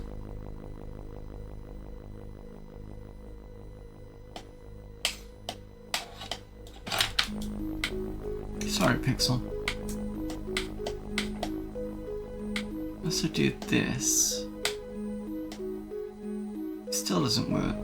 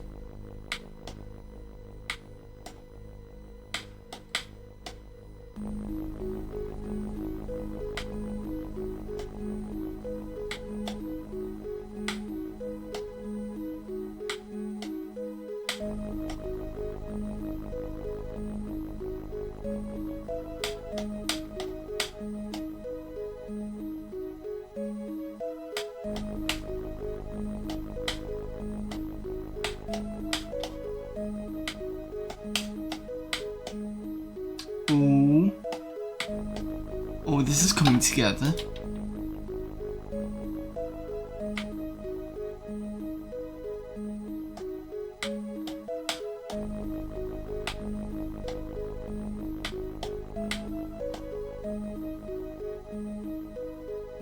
Okay.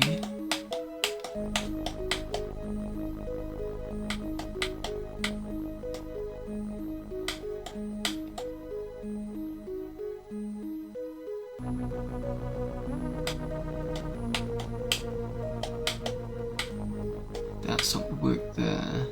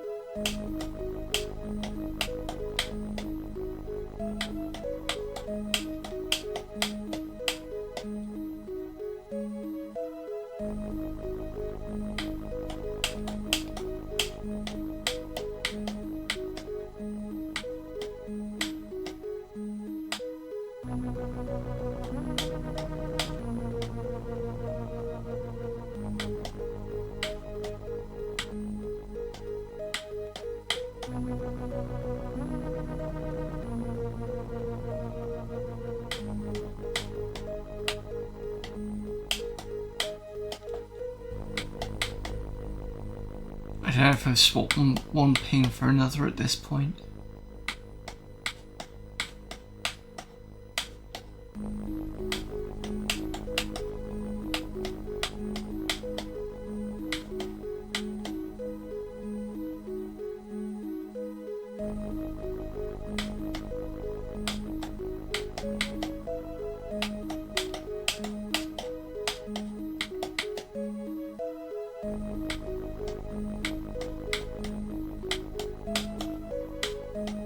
Oh, there we go. Done. 28. 28.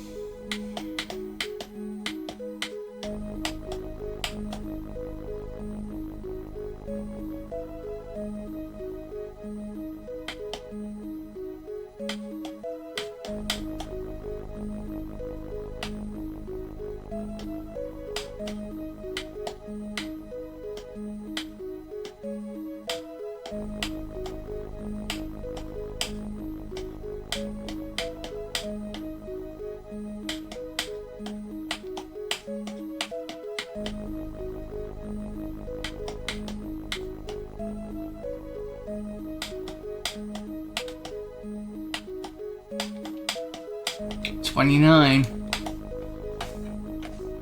Getting close.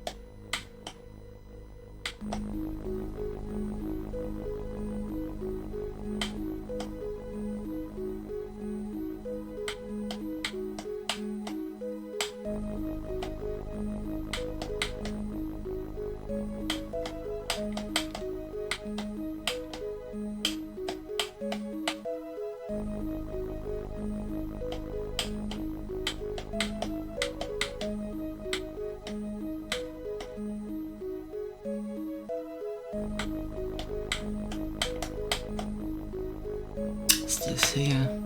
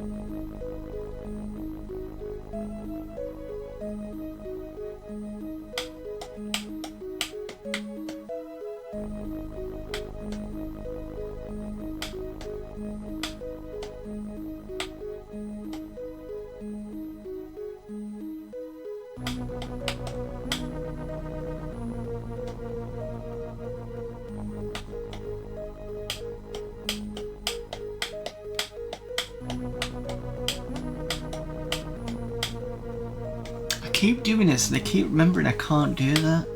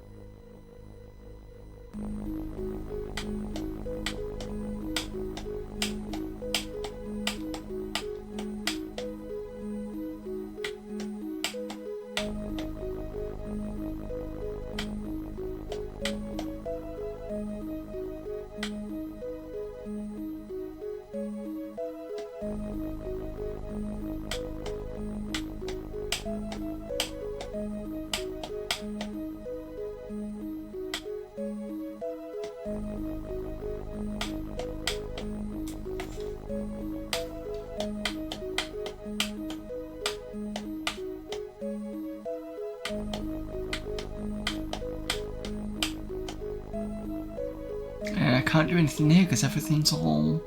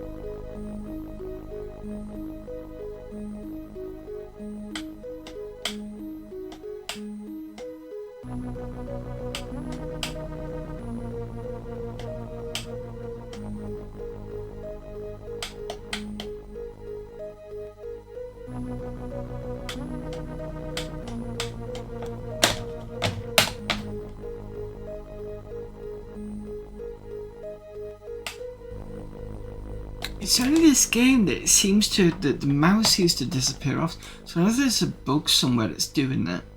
Because I've never seen any other thing do that, unless it's just me.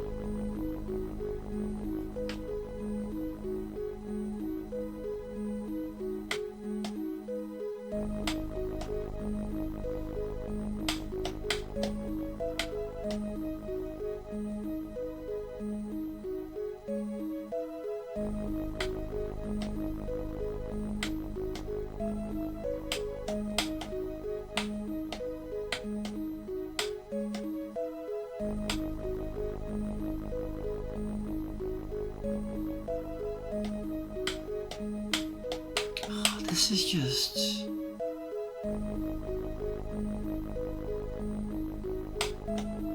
So I can put that under there, but then it gets stuck.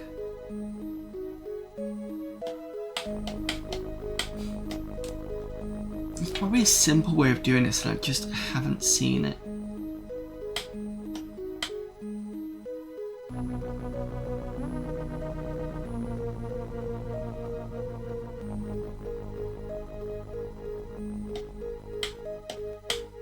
So it'd be good to get one of this down here somehow and this pushed in there, but there's no clear way of doing that.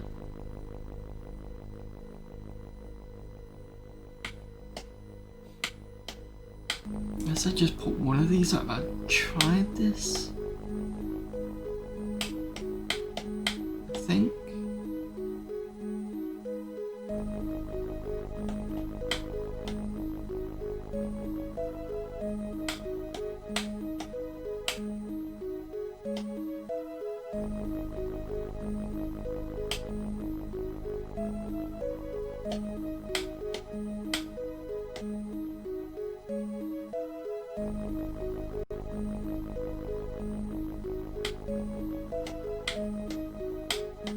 Doesn't do anything.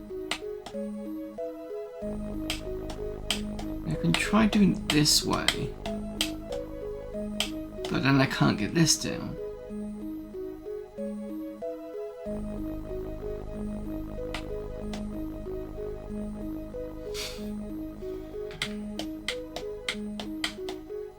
That doesn't do anything.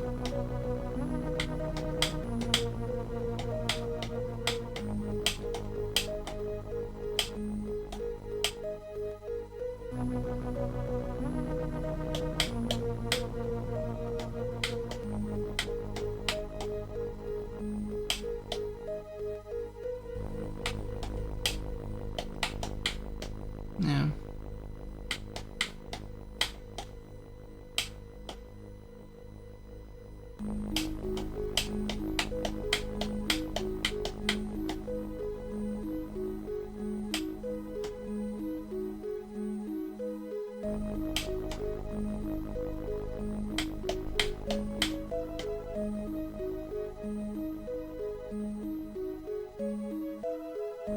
Wait a minute.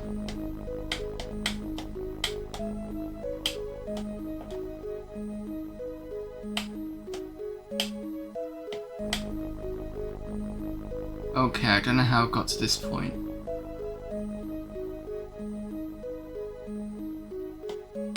Could be something in this. Or maybe I'm just wishful thinking.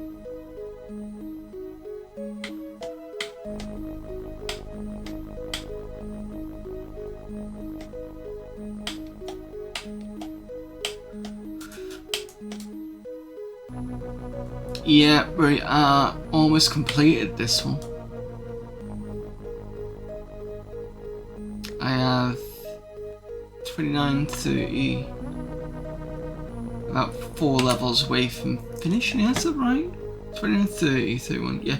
4 levels away from finishing this.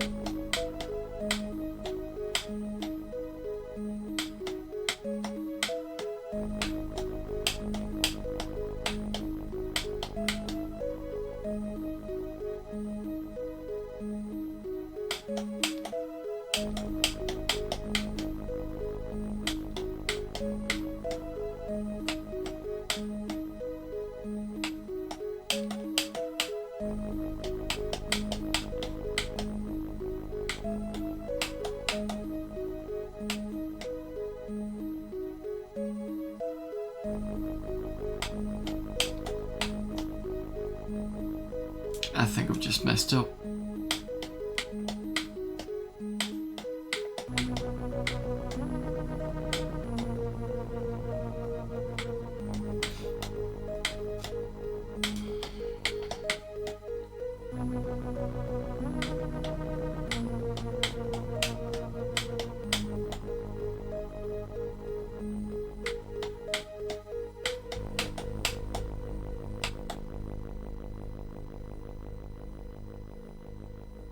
This is where it was before.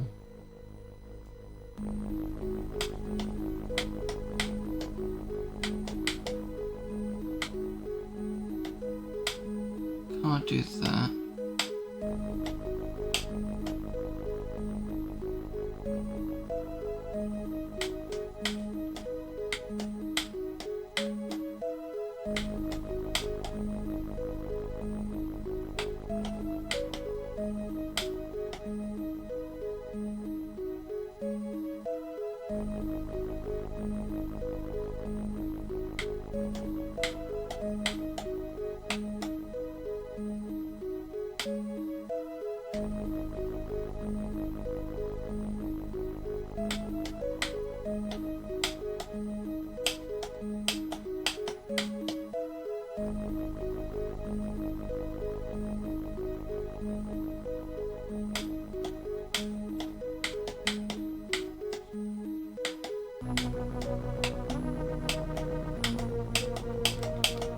In something I can't even.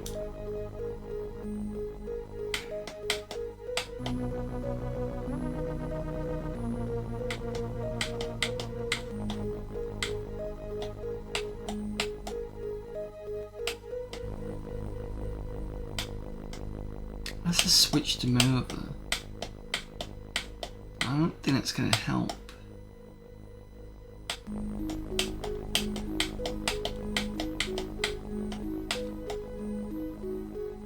Could be wrong.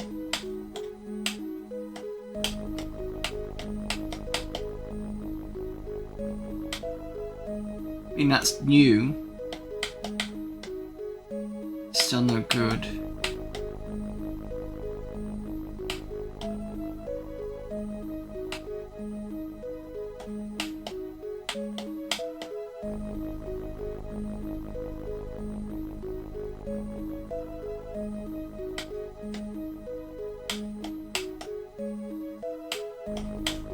That's not helpful. And this needs to be somewhere up here.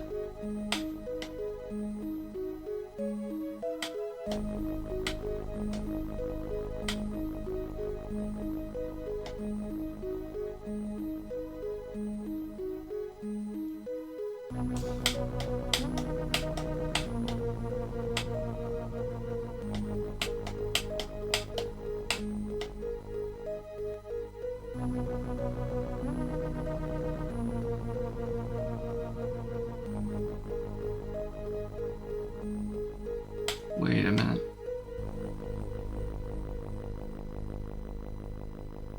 Isn't just a puzzle, it's a hellscape. Oh, I've had worse puzzles on this game than this. Trust me on that one.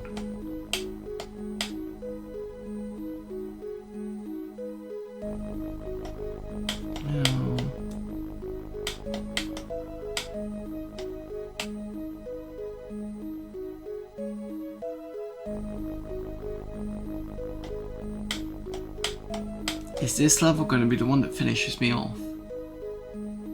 Because I cannot work this one out. Saying that, that's what I thought about level 25 and I managed to do it. It took me a week to come back to it, but I did it.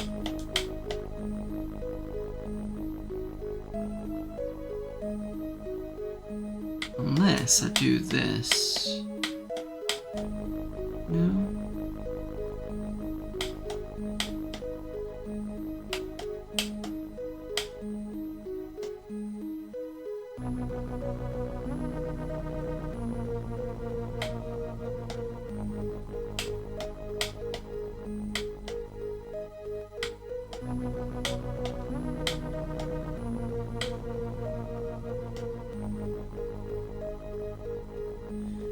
Yeah, nearly there.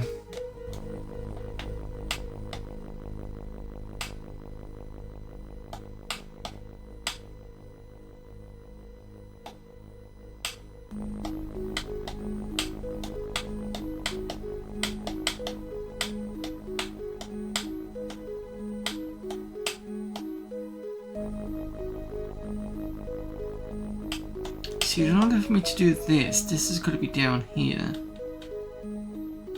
And I keep thinking about doing that, and when I come back to it, it doesn't fix it. Because I could push these two up there and push this up.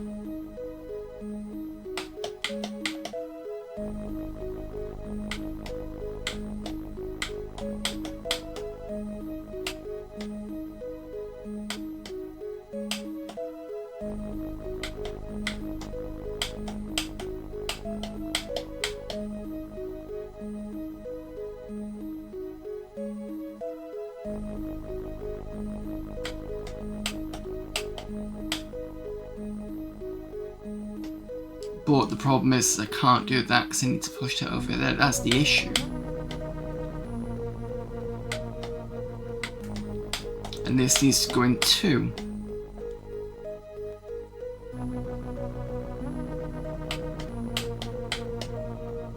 Like that.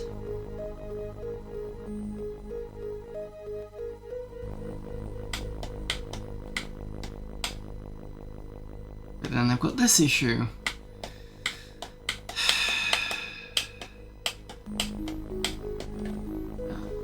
This is just...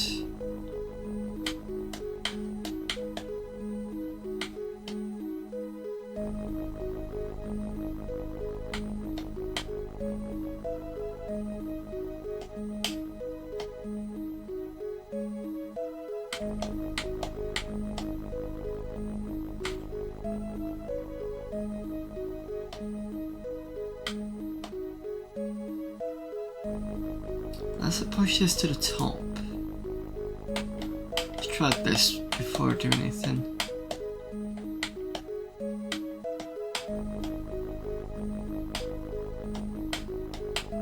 I tried this here. Need to get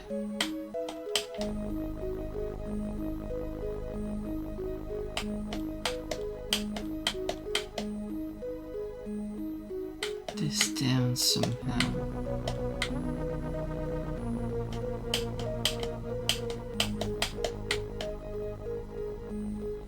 Just swap these two.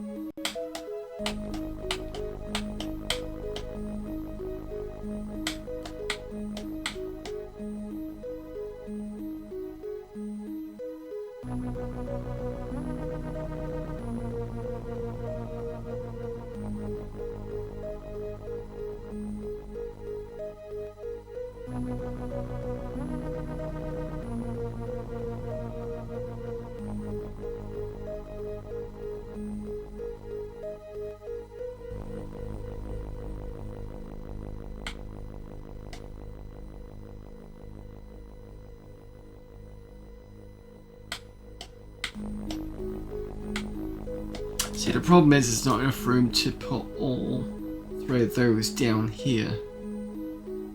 So I suspect what's happening is I'm gonna have to move this up here, and these four sort of there, or down here at least. But I can't even do that.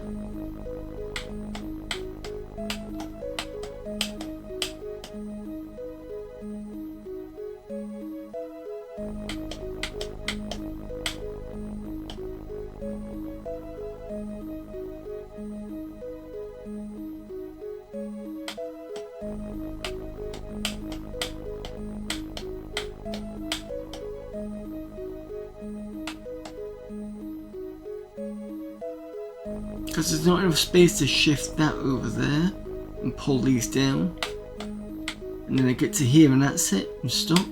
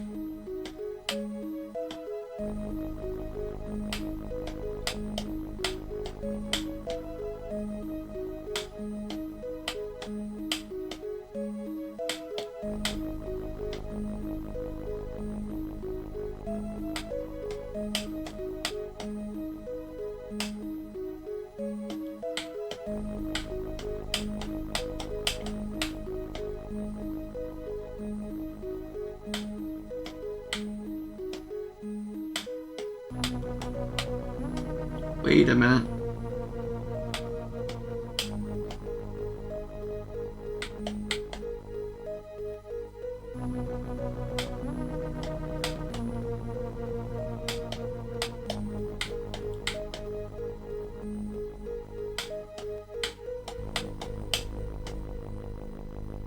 Alright, that's a bit of a better one.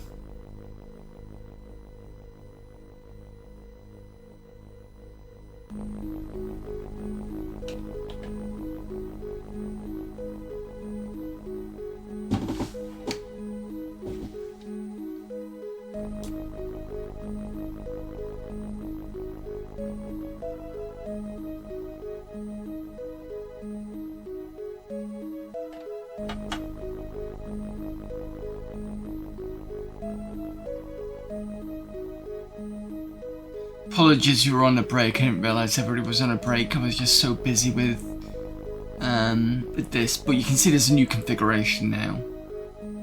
So maybe I don't know how I got to this at all.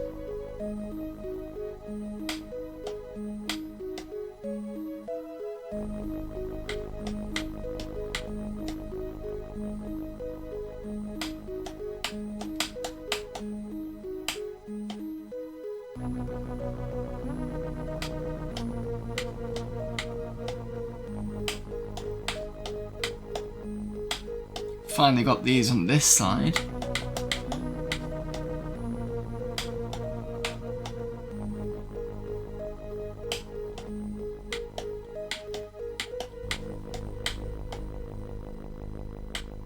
Okay.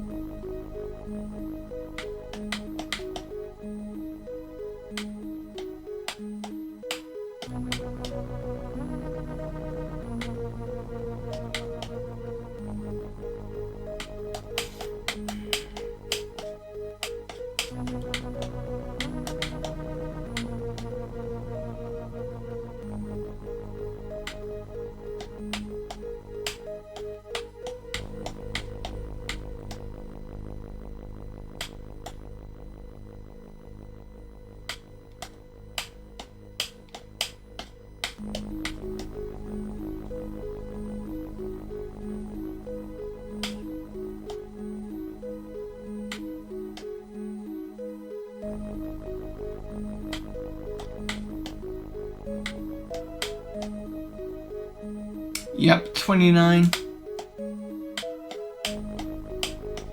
Again, like I said to chat, I have no idea how I've done this particular level. It was bugging me for a while. And suddenly it just kind of clicked.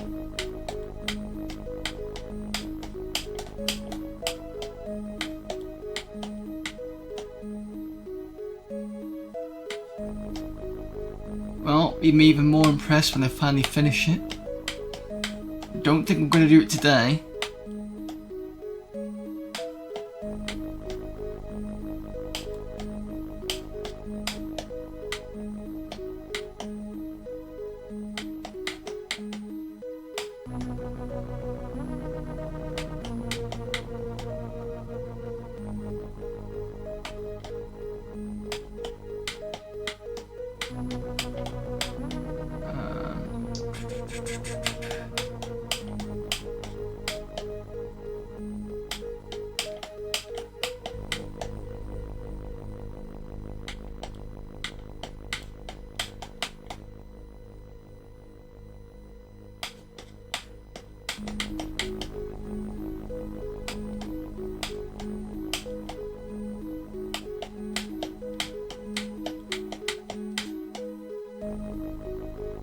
Yeah, this one was a pain.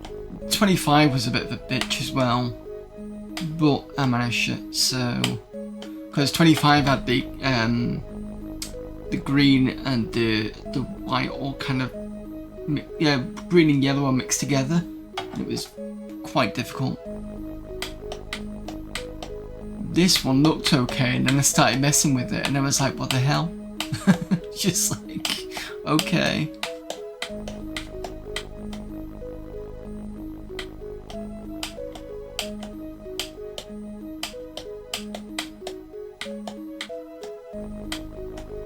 Oh, look how close that is. Look at. Oh, wait a minute. Wait a minute. Boom. 30. 2 more levels.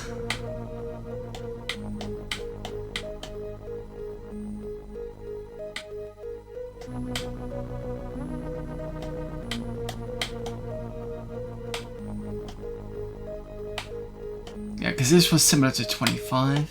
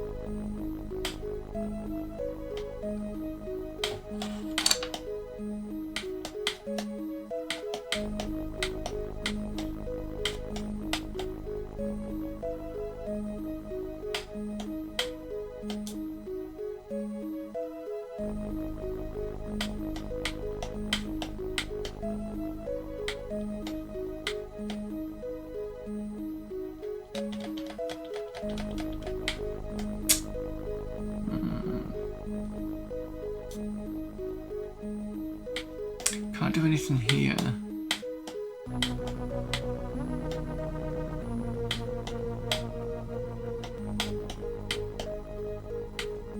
So when you gotta wonder whether you gotta do something unusual just to get the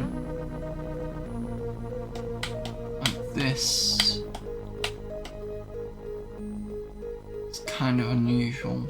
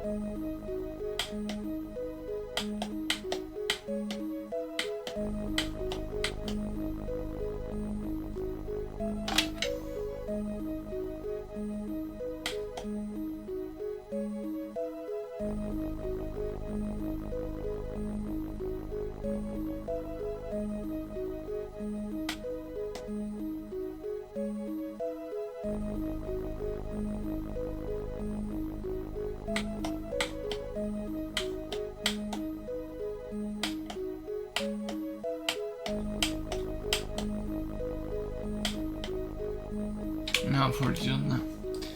A couple of times I'll just go around and remember I've done certain configurations, and then for some reason something clicks. I don't know what it is, and then I realise, oh wait a minute, it's a complete different configuration now. I've been wanting to do this for ages. And just like, I'm assuming I must leave my subconscious to do it or something, because I just sort of play around with these for a while, and then yeah, sometimes I've had to reset and then redo it.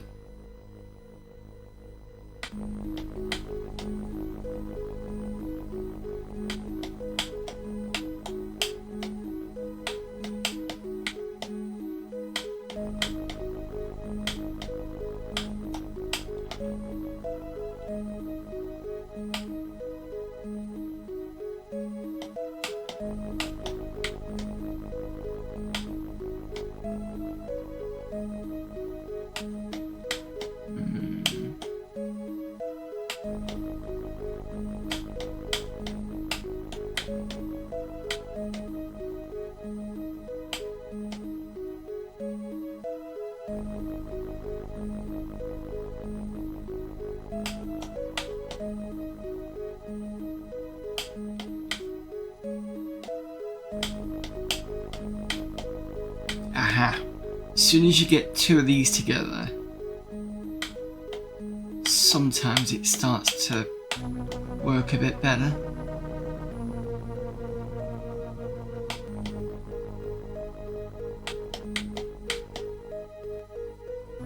That's not going to work.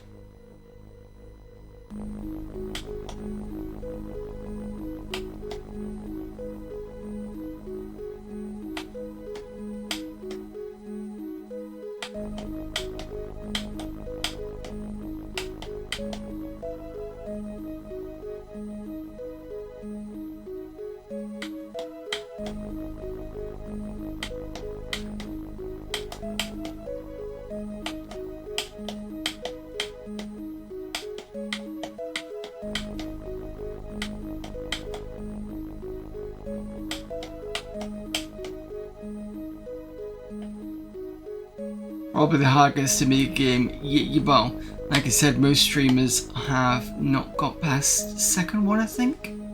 But yeah, definitely agree with that. I don't know how I've managed this, I have no idea.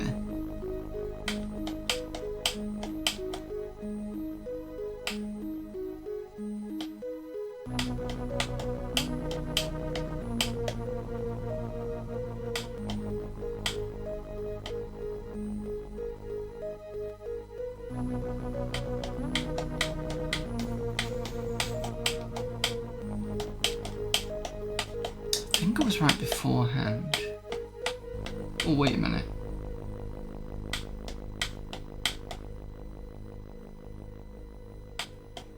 Usually when I say wait a minute, I'm about to do something. 31.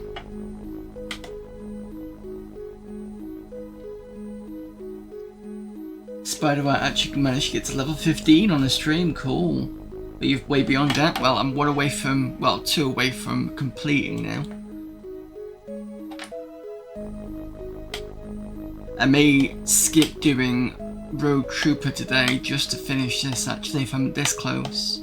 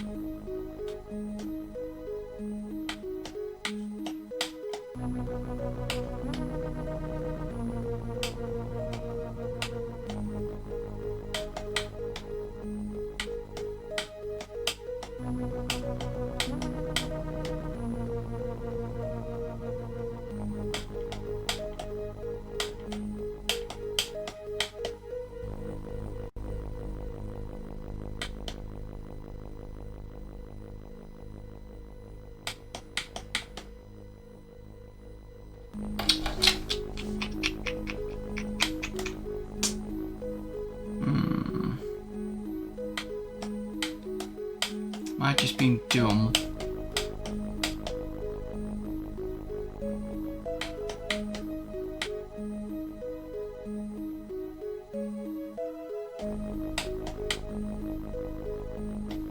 Need to get this further down.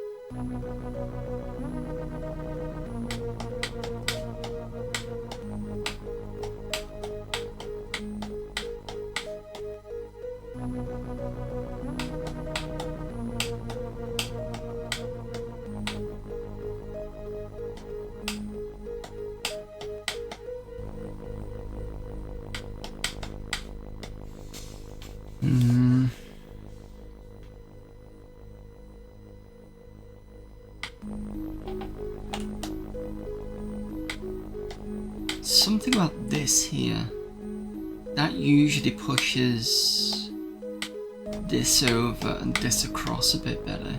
Usually, but then again, I don't have this piece in the way.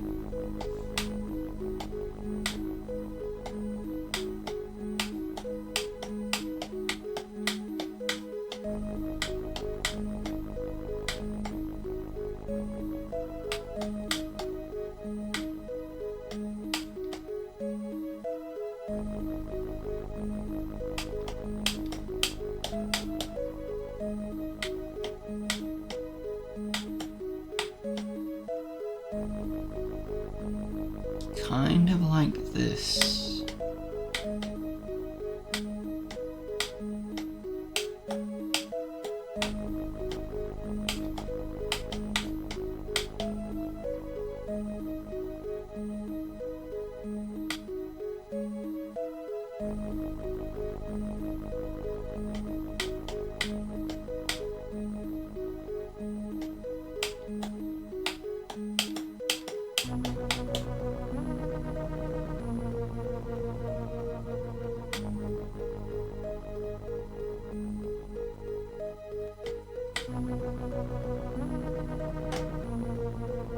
Maybe.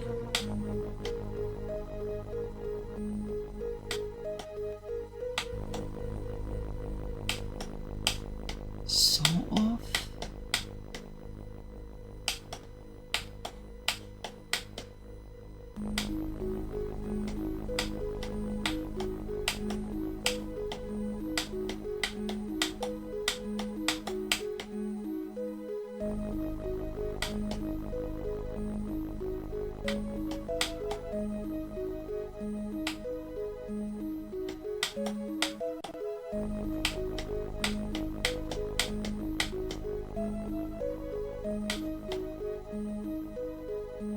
I'm gonna have to shift this on this side.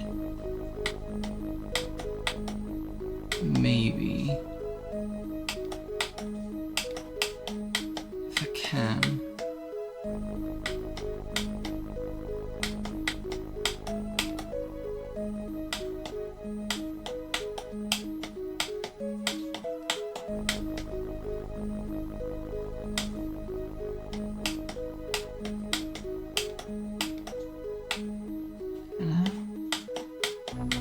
think so. Almost. Oh, hang on.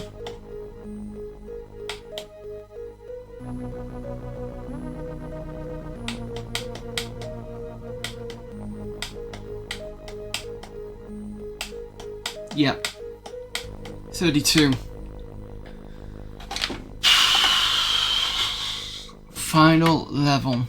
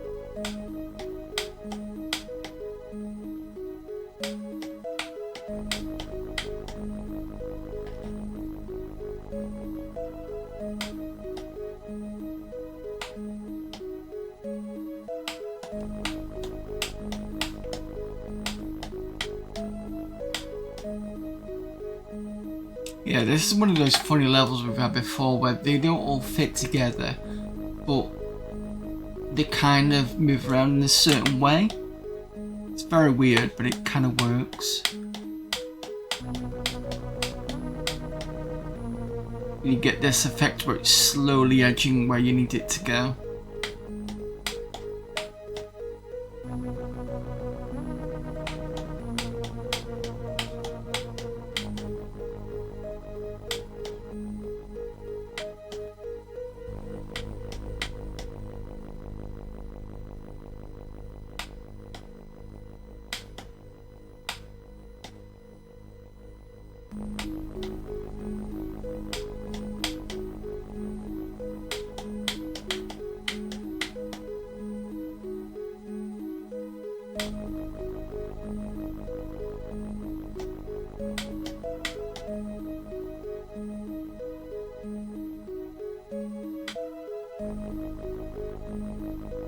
It's gotta be this way.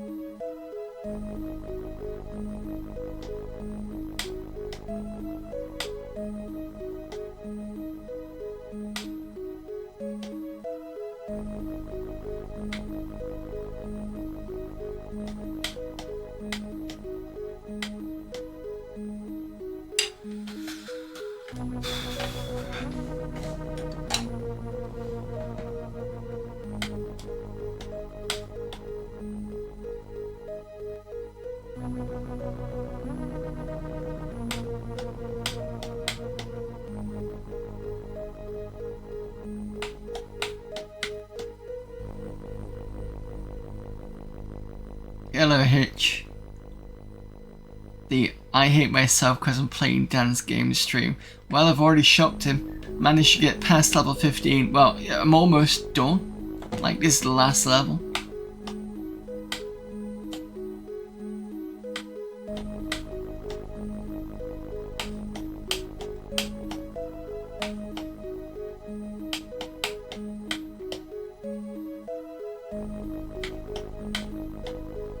Just gotta get it right.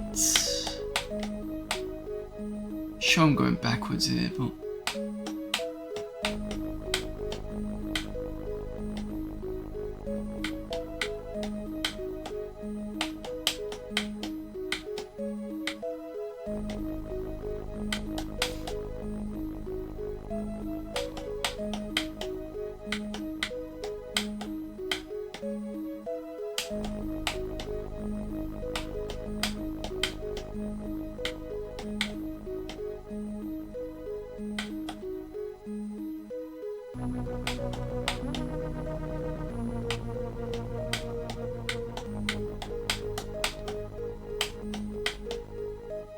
I bet I'm going backwards and I'm just not realising.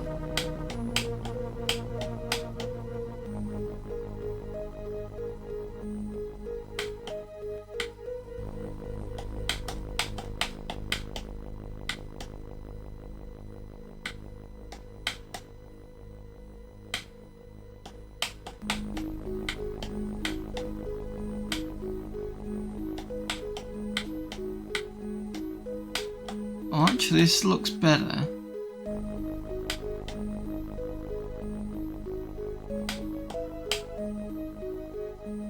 Not gonna lie, I do not like this game.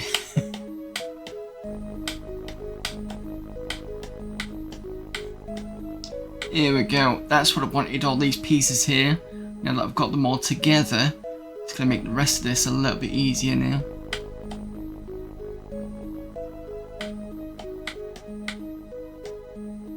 That pushes up there.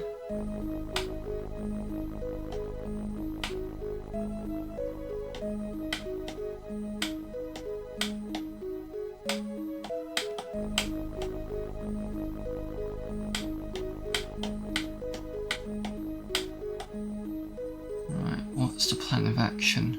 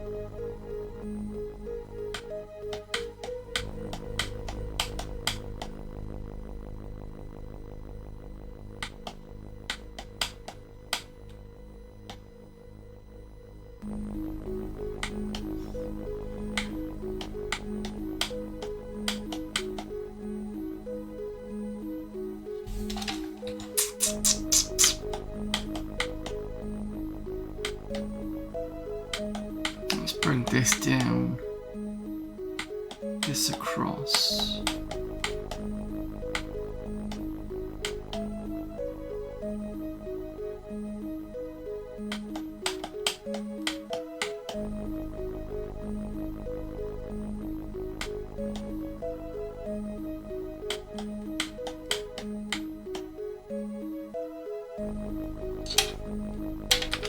We're almost there.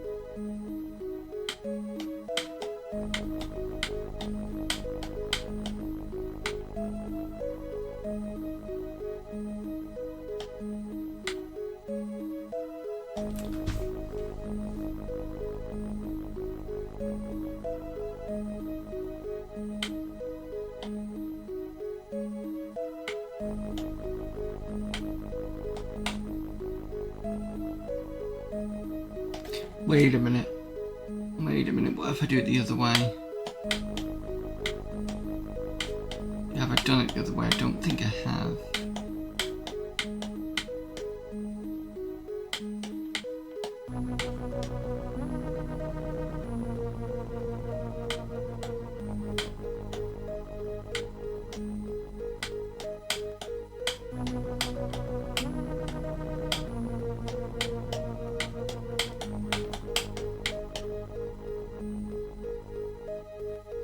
Okay.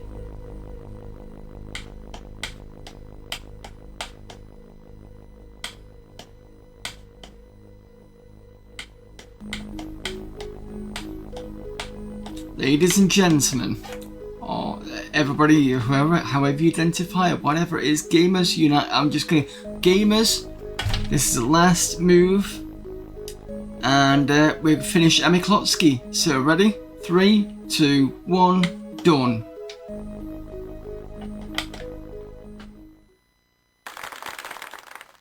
There we go. Completed all levels. So there we go. It is possible to complete this game.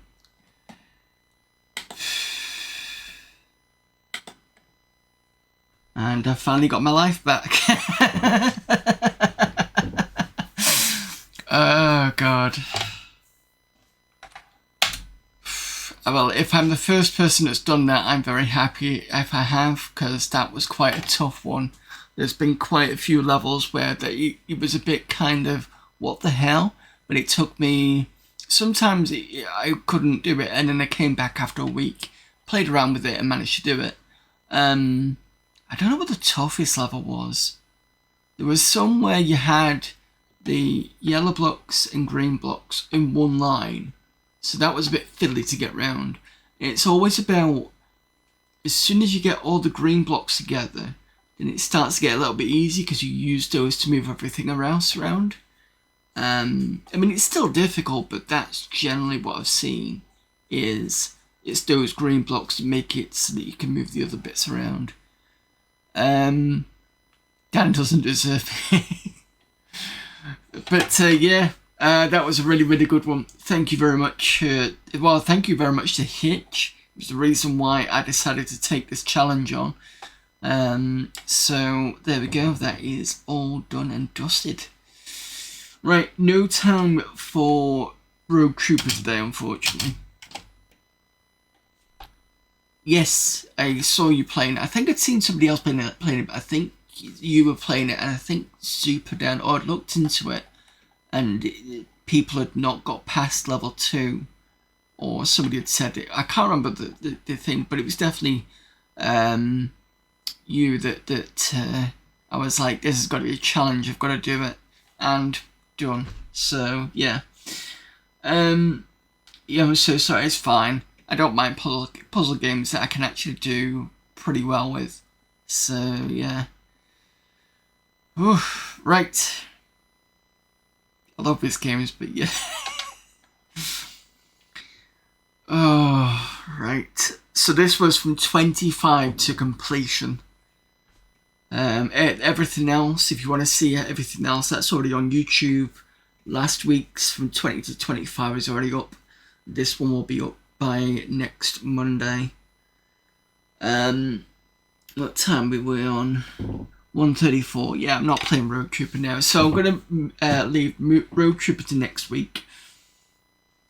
Next week we'll look into the rest of Amiga format CD17, or how far we get to. The new game that will take over AmiKlotski, because I want to do games that have passwords in them, is going to be Benefactor. Now, we've already done parts of Benefactor, and I still have the password from when we last played it, so we'll pick it up from there, and then we'll just use this small segment to do the password games, and then we'll do Rogue Trooper next week. Glad you caught the end. Well, usually, like I said, I'm playing Rogue Trooper, but the problem with Rogue Trooper is there's no save thing, so you've got to go through the entire game all the way through, and it can be a bit of a slog sometimes. So that's why I'm not doing that.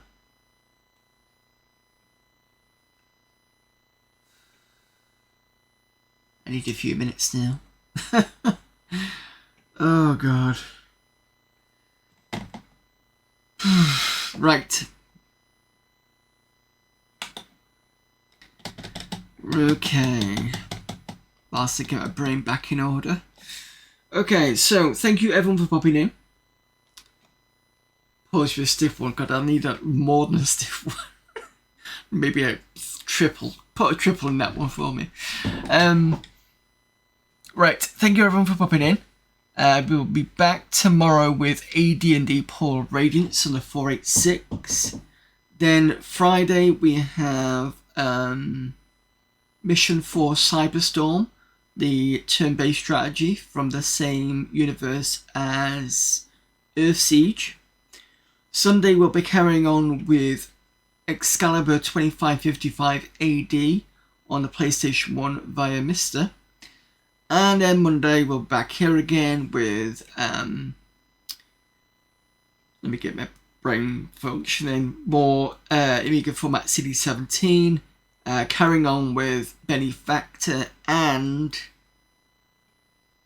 we'll actually do some more Rogue Trooper. So let's get you all off to somebody else, see who I've got on my raid list.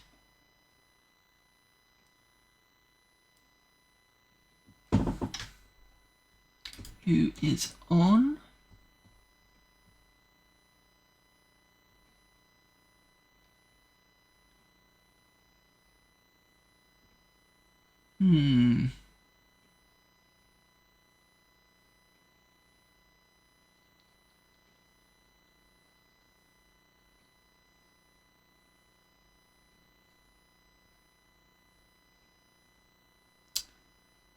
There's one person who's just started playing Resident Evil on an unmodded GOG version, or we could do more Amiga. And that girl Jo's only been on for a couple of hours, so she's usually on for a bit longer.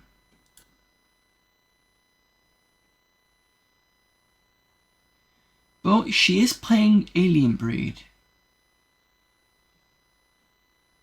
Yeah, let's go and carry on the Amiga love let us go to, let me just snooze the ads a minute. Let's go to that girl Joey for playing a bit of Alien Breed. Start that raid. Right, there we go. So, see you all hopefully tomorrow. If not, you'd under rest my schedule. And again, thanks for everyone for popping in. See you all later. Bye.